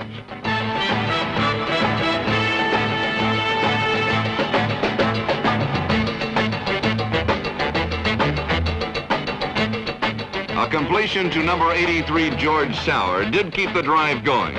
But on a third down play, a pass to tight end Pete Lammons fell far short of a first, and Jim Turner had to salvage the drive with a field goal. The Raiders were now confident that even when Namath was on target, they could prevent him from scoring a touchdown. Broadway Joe would ultimately shatter this confidence.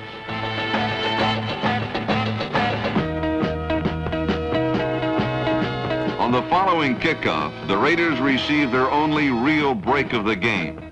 George Atkinson seemingly fumbled, but the whistle blew the ball dead and Oakland retained possession. LaMonica quickly moved his team into New York territory, again having success with a flare pass to Dixon.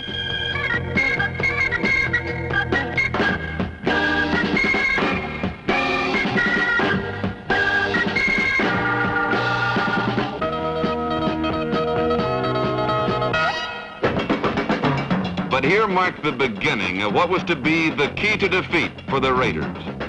Their inability to cross the goal line once inside the Jets' 20. This was the first of 5 such opportunities in the game. All but one would fail. George Blanda's field goal made it 13-10 with only minutes left in the half.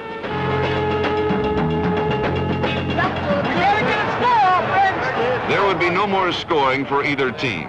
Oakland got the ball back, but the whistle ended the half with LaMonica awaiting the snap and the Jets awaiting the third quarter, ahead by 3 points.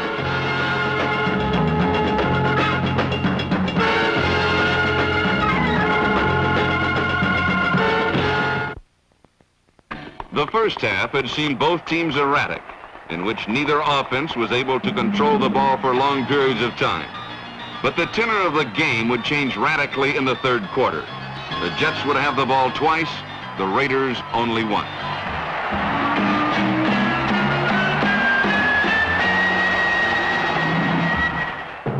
Oakland's defense was charged up for the third quarter, and they stopped the Jets' goal after the kickoff.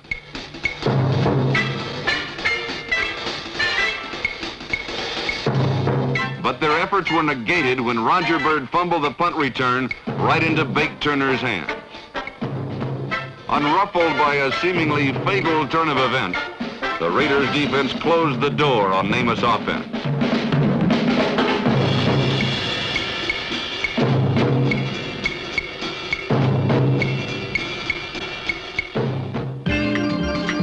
From his own 6-yard line, LaMonica would again take the Raiders to the brink of New York's goal line, and he would do it exclusively through the air.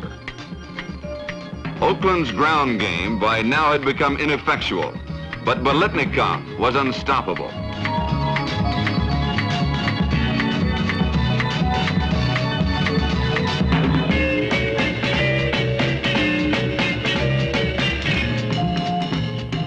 The last play was not only dependent on Biletnikoff's catch and breakaway move for its success.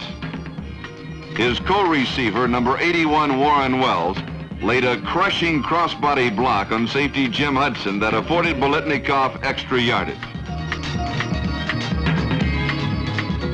Used mainly as a decoy until now, Wells then turned receiver on the next play, and the Raiders would have a 1st and goal on the 6.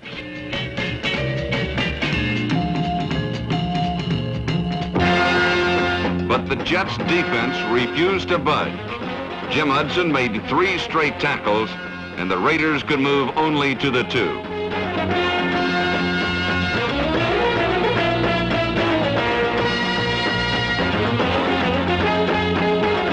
Now, midway through the period, Coach Rauch refused to gamble on 4th and 2. Blanda's field goal tied the score at 13. The rest of the third quarter belonged to Joe Namath.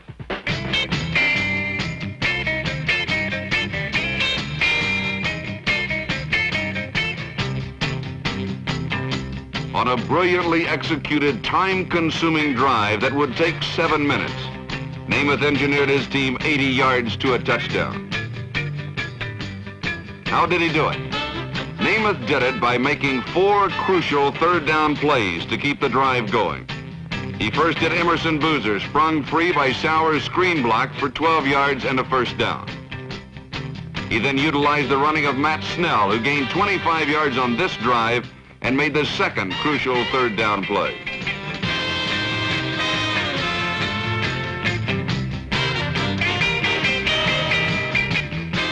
He took advantage of a play that almost ended the drive, a near interception.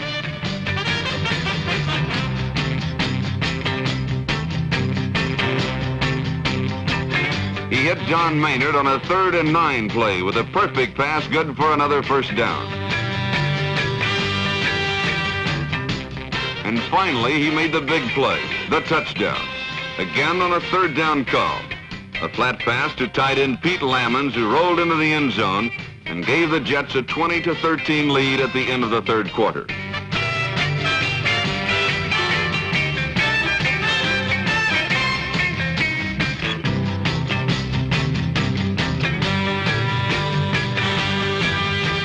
For the first time since early in the game, Joe Namath had shown how devastating he and the Jets' offense could really be.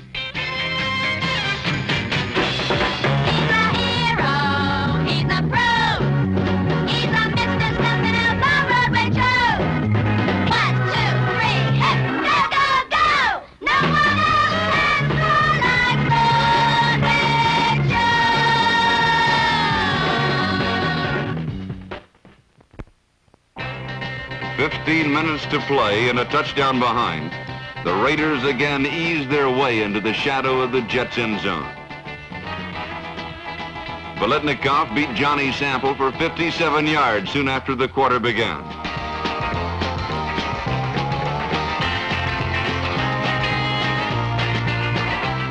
On the last play, Sample went for an early fake that allowed the Raiders receiver a step, but Sample made a good recovery after the catch to prevent a touchdown.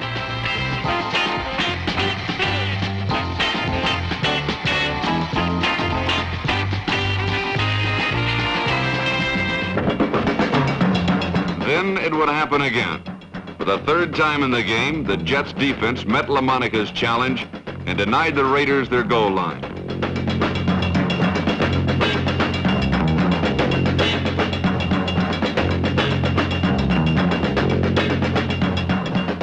The tragedy for Oakland on this 3rd down play was that Wells had sneaked free behind the secondary, but the pass instead went to Dixon and was easily batted away and almost intercepted by Jim Hudson.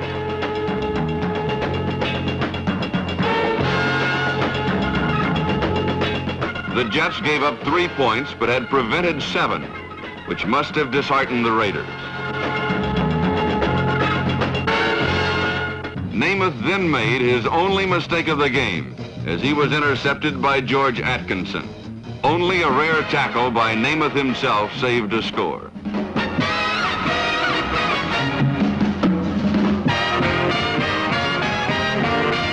Namath's mistake on the pass was obvious. He hung the ball up a hair too long, and Atkinson had a good angle to easily steal the pass away from Maynard.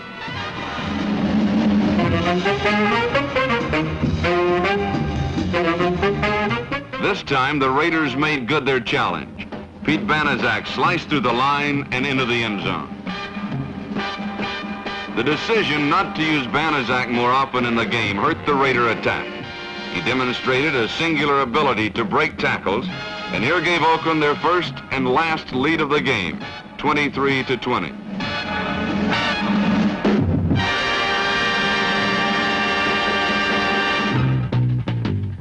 Joe Namath awaited the ensuing kickoff with anticipation. He had 8 minutes to regain the lead. It would take him exactly 68 seconds.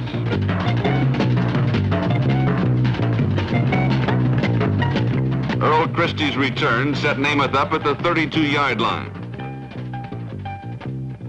First and 10, George Sauer on a quick sideline pattern for a first down. On the play, defender Willie Brown was protecting against the long pass, and Sauer easily made the catch.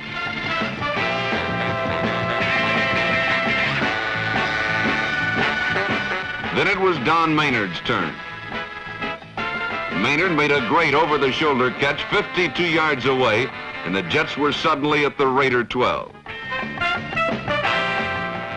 Maynard appeared to have bobbled the catch, but a replay will show that he did have possession for the required length of time on a magnificent effort that set up the winning touchdown.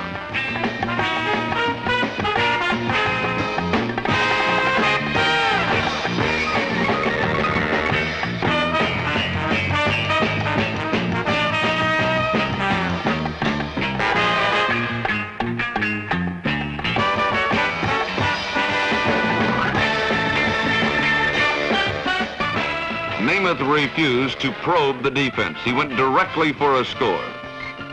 Seeing George Sauer covered, Namath slipped, regained his balance, and fired a rifle pass to Don Maynard through 3 defenders for the crucial touchdown of the game.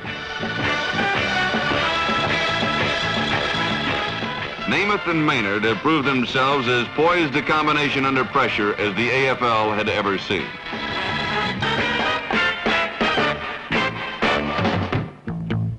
Thus far, a tense and exciting game, the drama had only just begun. Following New York's go-ahead touchdown, the Raiders again quickly approached the Jets' goal line.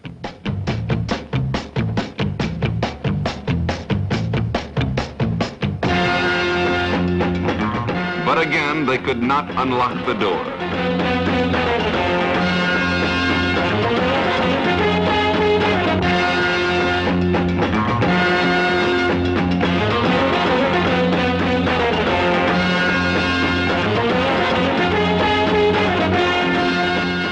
On 4th down and with 6 minutes to play, Rauch this time chose to disdain the field goal. The strategy backfired. The man who made the last play was Verlin Biggs, number 86, who came crashing in from the right to end another Raider threat. Time and opportunity were now slipping away from the silver and black. With 3 minutes left, another opportunity and another failure would come to haunt the Raiders.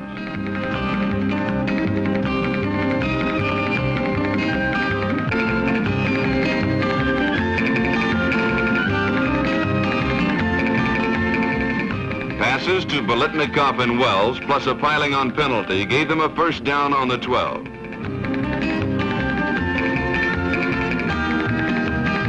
LaMonica called for a flare pass to set back Charlie Smith. A good call in this situation, but the play was executed poorly. Considered a free ball, but not advanceable, the Jets took possession at the point of recovery, and with it took the last real hope of victory from Oakland.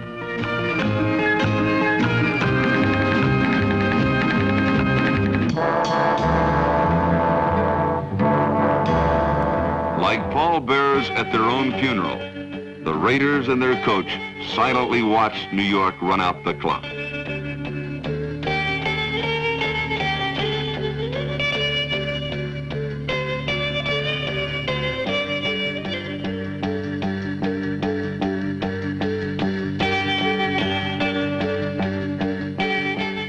Fate dealt its last blow to Oakland when on 3rd down, Boozer's fumble gracefully bounced back into his own hands. Yet a courageous defense had contained the Jets, and Oakland would have one final chance. With all their timeouts gone, only a miracle could save the Raiders, the kind that had occurred 6 weeks earlier in the Heidi Bowl.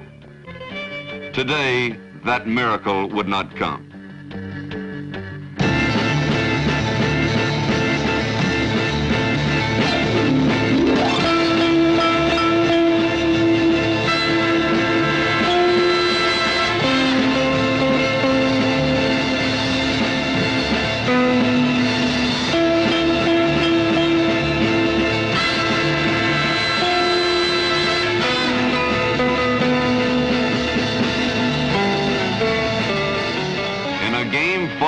bitter end, the final play must have seemed like an eternity.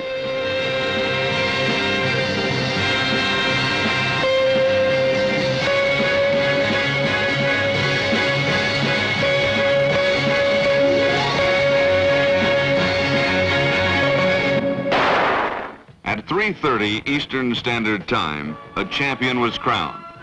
The Jets had closed the door on Oakland's offense when it had counted most, and well deserved their first league title. For the Raiders, it was a heartbreaking loss that would be remembered for a long time. But as the sun began to fade behind Shea Stadium's west wall, others would remember a game that produced pro football's world champion.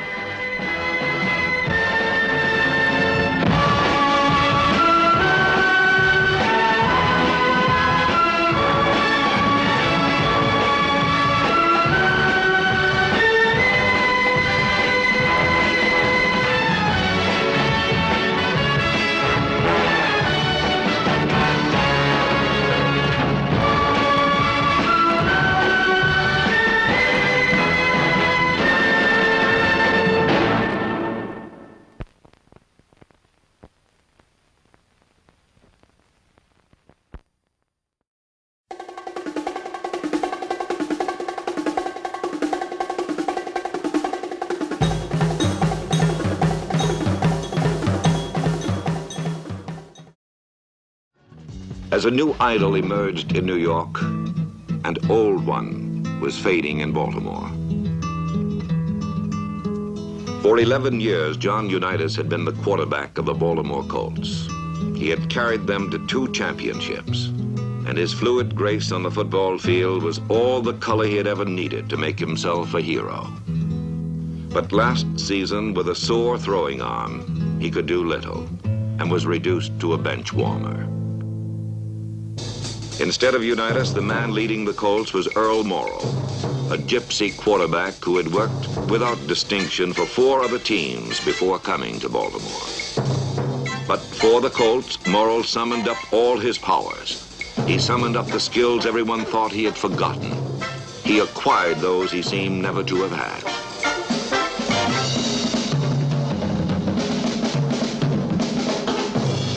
With the help of his powerful receivers, he put everything together to become the most valuable player in the National Football League.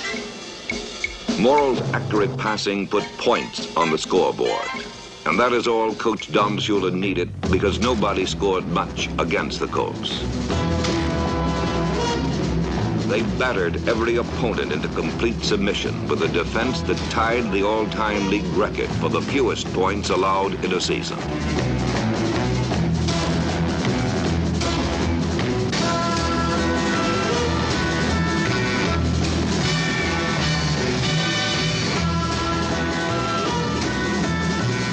The Colts lost only 1 game and were the overwhelming champions of the National Football League's Western Conference.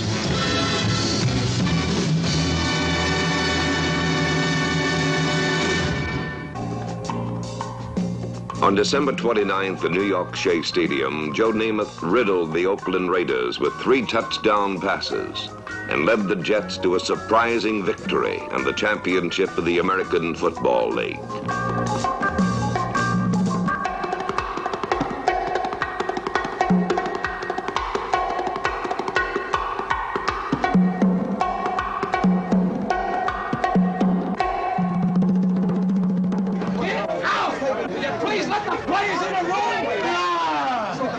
Right now, Baltimore is leading in the NFL. Come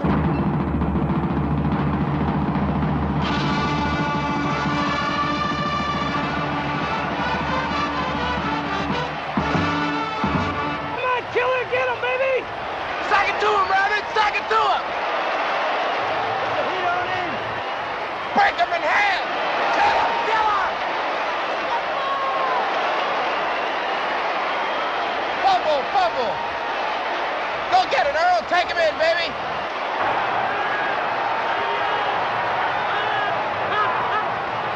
Take him home, Earl!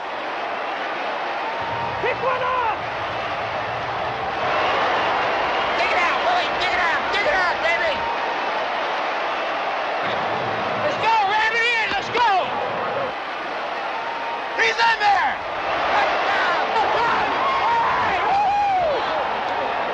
I just dove over. It was the biggest hole you ever seen.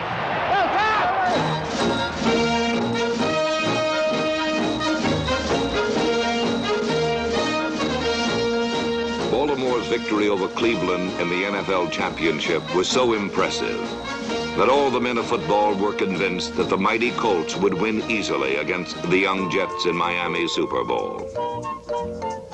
But a relaxed and confident Joe Namath made it clear that in his mind, there was no doubt that the Jets would win. We're a better team than Baltimore, he said.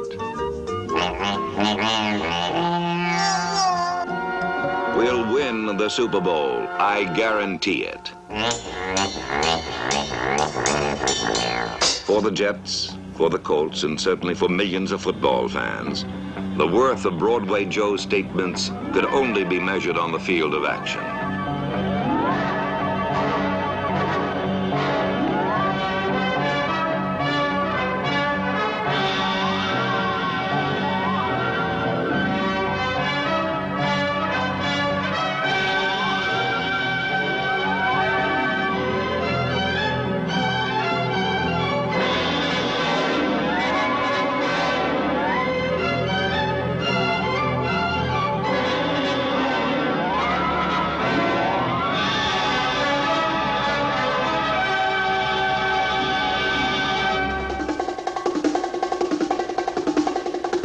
Baltimore's defense started the championship game as if they would settle the issue very quickly.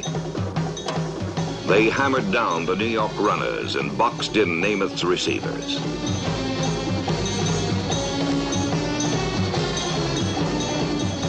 After 3 minutes of this treatment, the Jets relinquished the ball to Baltimore's offense.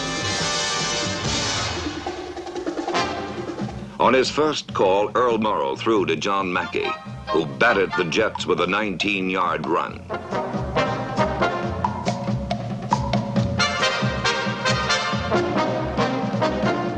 Morrow then turned to his ground game. Tom Maddy, number 41, and Jerry Hill, number 45, powered the Colts past midfield. Once in New York territory, Morrow returned to his passing attack and connected with Tom Mitchell on the New York 19-yard line. But there Morrow threw 2 incompletions. And on third down, he was pressured out of his passing pocket and was forced to run for no gain.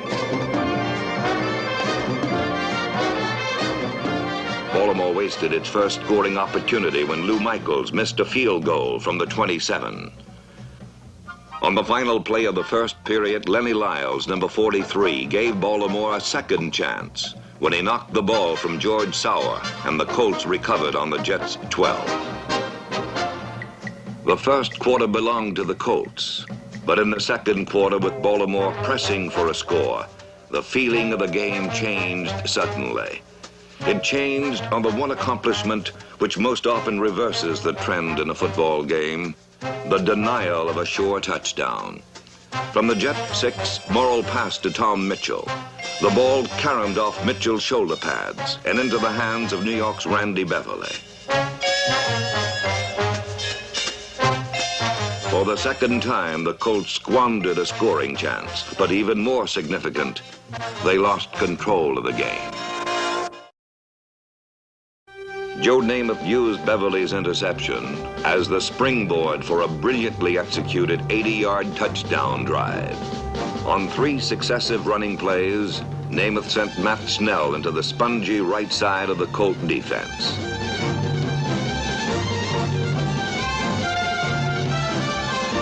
With Baltimore properly concerned with the Jet running attack, Namath went to the air. He first threw to Bill Mathis on an outlet pass for 6 yards. He then connected with split end George Sauer twice, once for 14 yards, and again for 11. Namath's 4th completion, a flare into Snell, moved the Jets to the Colts' 9. From there, Namath went back to the run, and Snell carried twice, scoring the second time from 4 yards out over the sagging right side of the Colt line. The touchdown was vital to the Jets, for it proved that they could move the ball against the powerful Colt defense. With a 7-0 lead, the job now fell to New York's defense.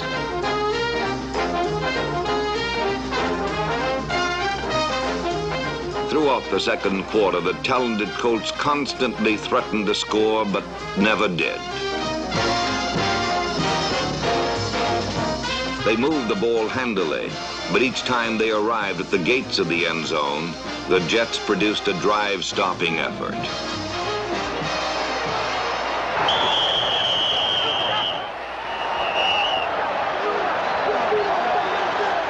Oh, come on! You dirty Colt! You dirty guy! With Baltimore threatening on New York's 15, Johnny Sample intercepted a pass by Earl Morrow. It marked the third time the Jets turned back the Colts inside the 20-yard line.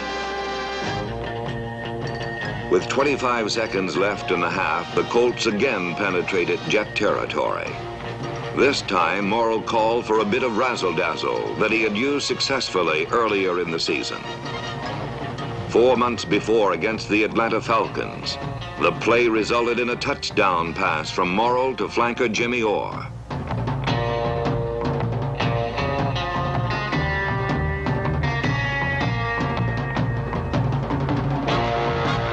Against the Jets, it began successfully, but Morrow's pass to fullback Jerry Hill fell short and was intercepted by Jim Hudson.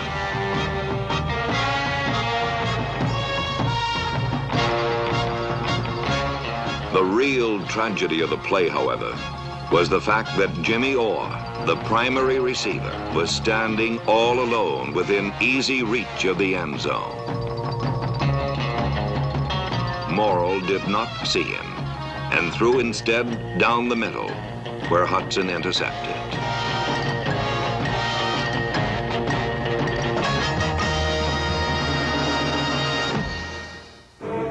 The first half ended with the Jets ahead 7-0, and Baltimore's precision and power, so evident on the icy turf of Cleveland's Municipal Stadium, seemed to be melting away under the warm Florida sun.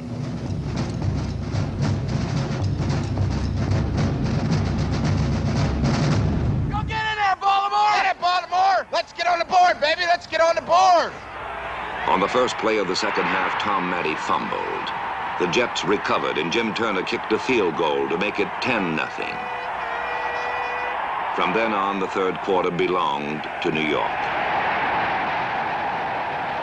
Joe Namath manipulated the offense so well that the Jets had possession of the ball for all but 3 minutes of the period.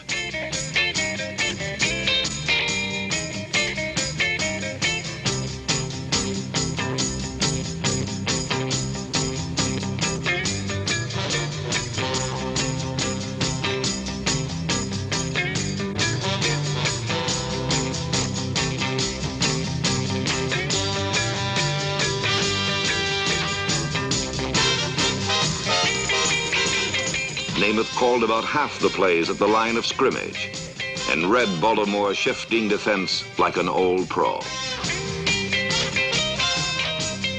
Namath's quick arm nullified Baltimore's fearsome blitz, and his accurate passes to George Sauer, number 83, consistently punctured the Colts' pass defense.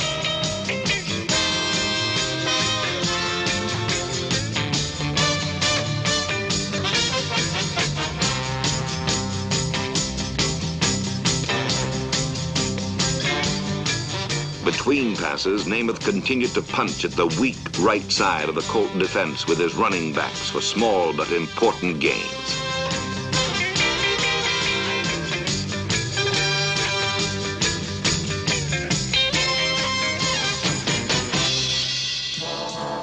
The third quarter was dying, and so were the Colts.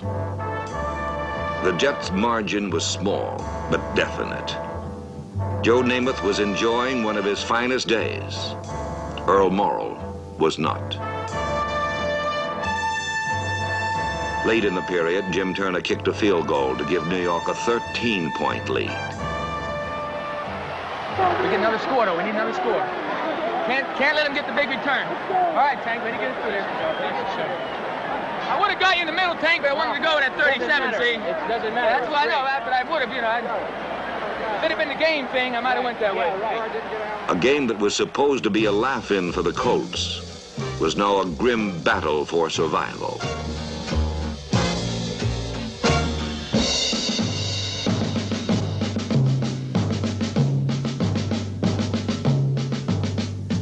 At this point, Don Shula replaced Earl Morrall with a man whose reputation was built fighting and winning such battles.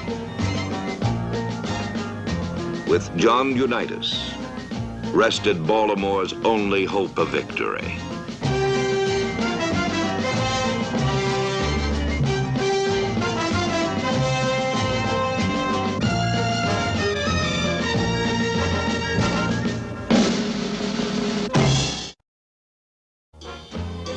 At the beginning of the fourth period, Jim Turner kicked his third field goal to increase New York's lead. The Colts were 16 points behind in the last period. Similar odds had been conquered before with John Unitas at quarterback. But now, with his famous passing arm no more than a tattered memory, he could offer only a fighting heart and a will to win.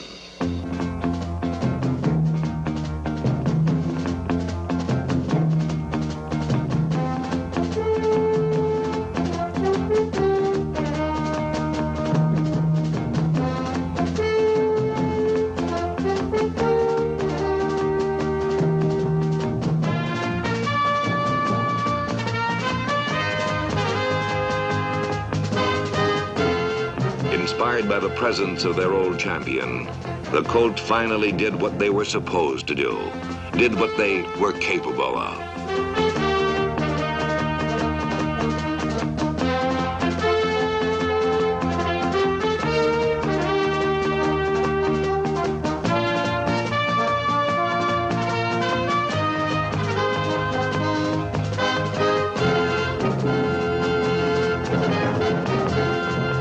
But when Baltimore reached the New York 25, Unitas was betrayed by his ailing arm.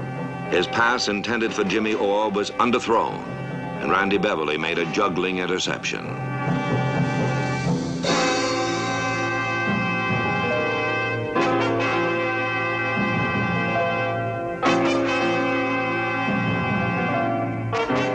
For the Colts, it was a frustrating culmination to a good drive. But it confirmed the fact that with Unitas at quarterback, sore arm or not, they recaptured the fire and determination that had been their trademark.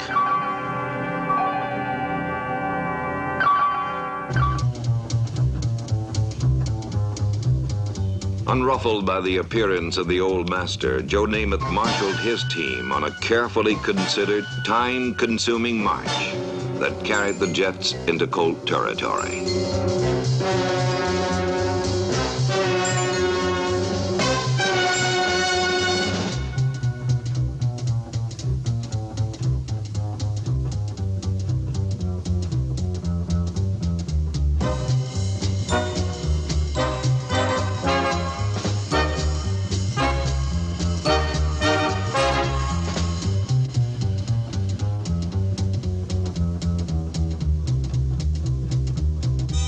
The march stalled at the Colt 35. But with the Jets ahead by 16 points, young Joe Namath was only 7 minutes away from being pro football's championship quarterback.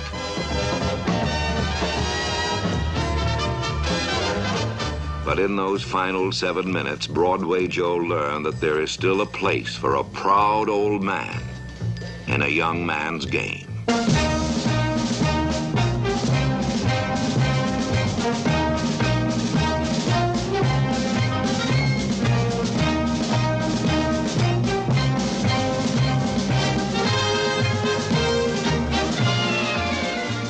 Across the darkening field of the Orange Bowl, John Unitas ignored his aching arm. and pushed the Baltimore Colts to their first score.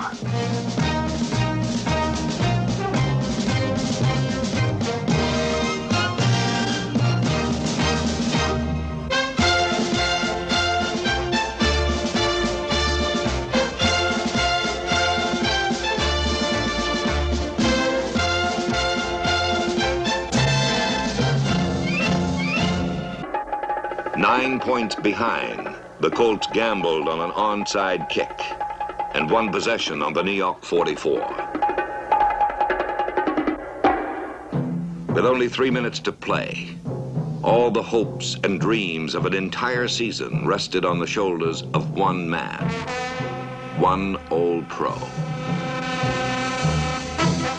One last moment for the master.